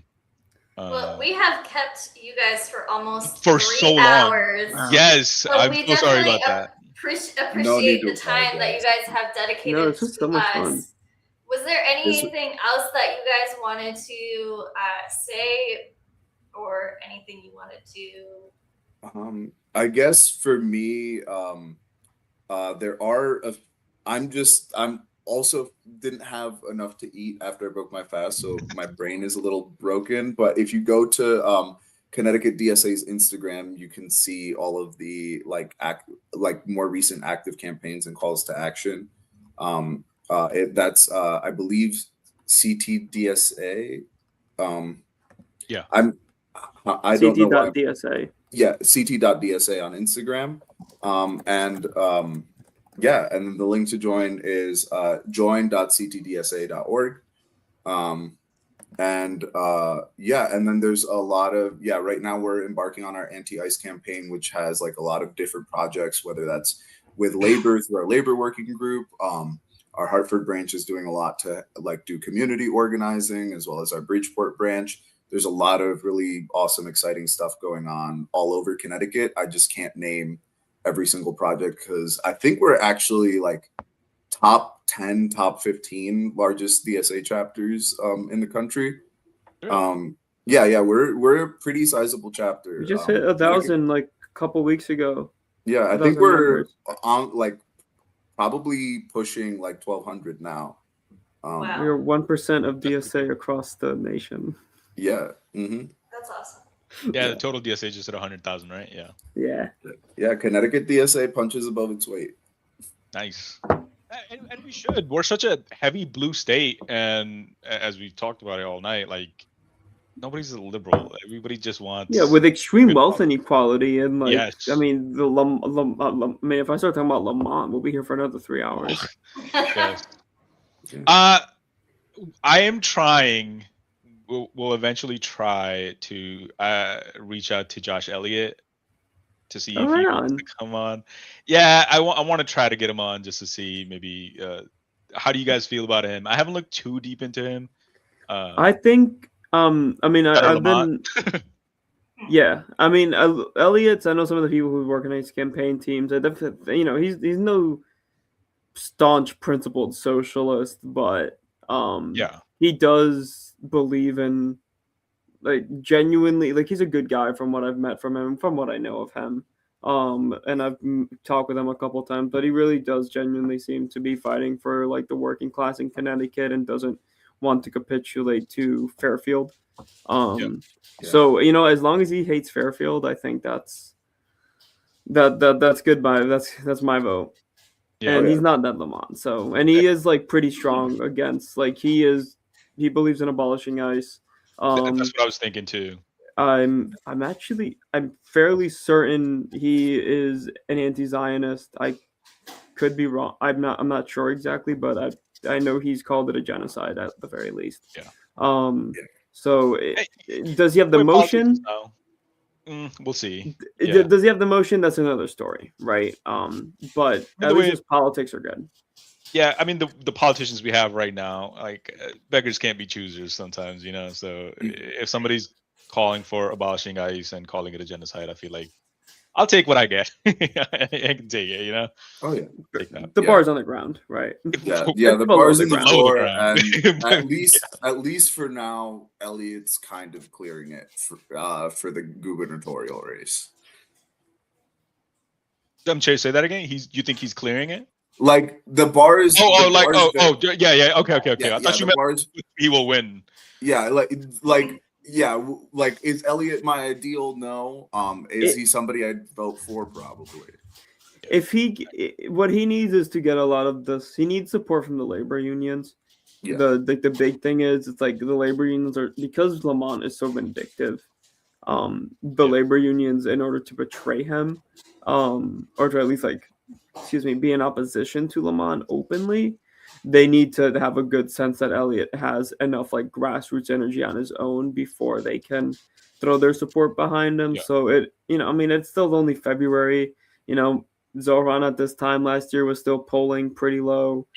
Yeah. It's American politics. Nothing is predictable anymore. Yeah. I think we'll really see maybe like during the summertime when it really picks up. Summer once endorsed, like a lot of organizations. I mean, I know like WFP, like a lot of like endorsement embargoes are up until around like May or June, I think, if I'm right. But yeah. Yeah, I think especially this early on, it's hard to tell. But of the people that I know that are running, Elliott, unless by some miracle somebody else with more radical politics gains enough steam, Elliott's probably who I'm going to wind up voting for. Yeah, I think I was leaning that direction as well, but I haven't looked too deep into him. Mm-hmm. But yeah, I appreciate you guys. Thank you guys. Really. Thank you for having us here. I know I just randomly asked you guys. No, this is awesome. This was a lot more fun than I thought it would be. Okay. Good. I'm glad that you had fun. Listen, before you guys came on, me and Annette, I was telling you, I was like, should we bring in some memes to like make these guys feel comfortable? I don't want them to just like talk to random strangers. No, this is great. It didn't even feel like it was 3 hours. No, definitely not. I'm like looking at the clock and I'm like, wow. Yeah, no, I think before we came on, we were talking like, oh, maybe we'll stay on like an hour. And I think that's what everybody thinks when they come here. And then hey, that shows that you guys are good hosts. Yeah. No, thank you guys. No, come on. It was you guys. You guys literally carried the conversation. We came in with such interesting points that's what drove it. Yeah, and it makes our job easier when you guys, when people are knowledgeable and genuine about what they want to talk about. For sure. And I coming out of this, I'd be happy to come on again. Yeah, for hell sure. yes. Absolutely. We'll Absolutely. You guys are welcome. Yeah, anytime. Yeah. No, I am so serious. Like maybe so my cop friend that I was talking about, he was so scared to come on. He did not want to come on because he knew like my policies are like, so far left. He's like, dude, you want to come on there and just grill the shit out of me, and I'm getting in trouble and all that stuff. You're gonna make me say like, oh yeah, down with Connecticut, state police or something like that. I'm like, dude, no, we're just gonna talk. You know what I mean? And I mean, maybe by the end he'll say it. maybe, but I'll see if we could all just it's always cool when we all have like the same ideology and the same things we want to do. But it's sometimes like you said, Julia, it's nice to talk to like the other side, So I mean, sometimes they're not as bad as we always think. Oh yeah, no, and I mean, we both have a lot of experience in that. I mean, a lot of what I came out of was talking to conservatives and to Republicans and like or independents, quote unquote. Those don't really exist. We know that, but yeah, I've had incredibly productive conversations. Which I've actually had less contentious conversations with some conservatives than I have with other leftists. So yeah.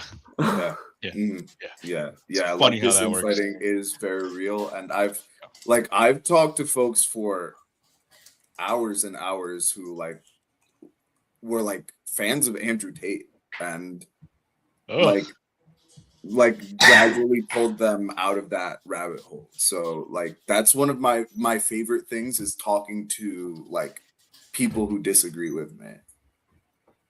Yeah. It's funny how that works out sometimes. Mm-hmm. All right. We won't keep you too long. This is like we usually go for 2 hours, but I'm so happy that we went for longer, and we could probably go for longer, but we have to eat. Yes. Thank you guys. Really, Thank really. you. Thank you. On. This was amazing. Yeah. Have a good night. So much, guys. You guys Good take night. it easy. Have a good night. All Bye. right. Do we want All to right, wrap guys. up the stream? Okay, Yeah. go ahead. Yeah. Guys, thank you guys so much for coming on, and we'll see you guys. Awesome comments, guys. Thanks Yeah, for it. we It was a appreciate it. fun Ryan. chat Yeah. tonight. Yeah, Cairo. Cairo, thank you. We'll see you guys. Where's the rival stream? Shut your ass up, Prince. Get out of here, man. Rival stream. Anyways, we'll see you guys later. Take it easy. Bye.